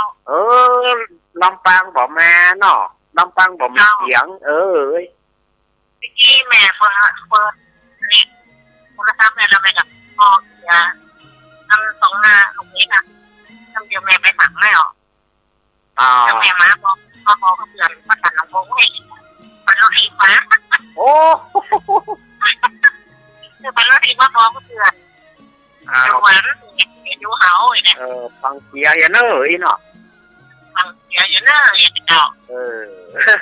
ขอบคุณเนอะเป็นผู้สนของคุ้มครอง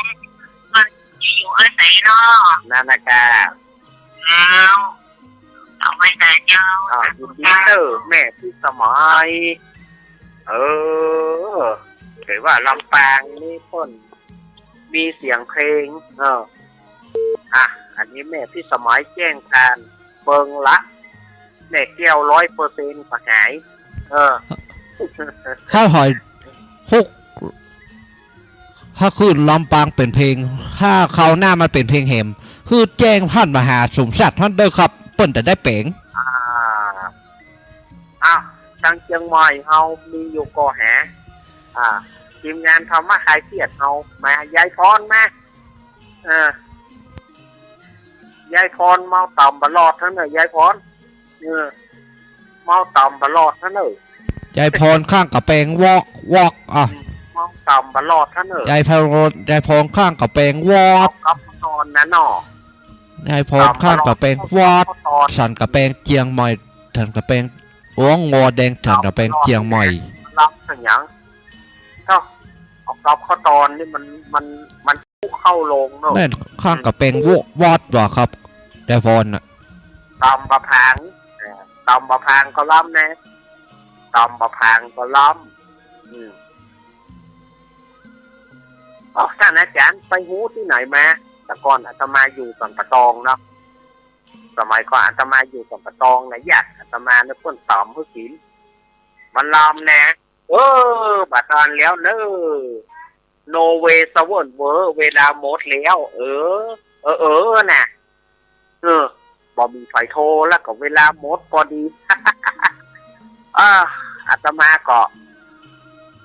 วันนี้นะเป็นวันตรุษจีนเนอะสินเทียยุอีสินนี่หัวชายสถายยมโ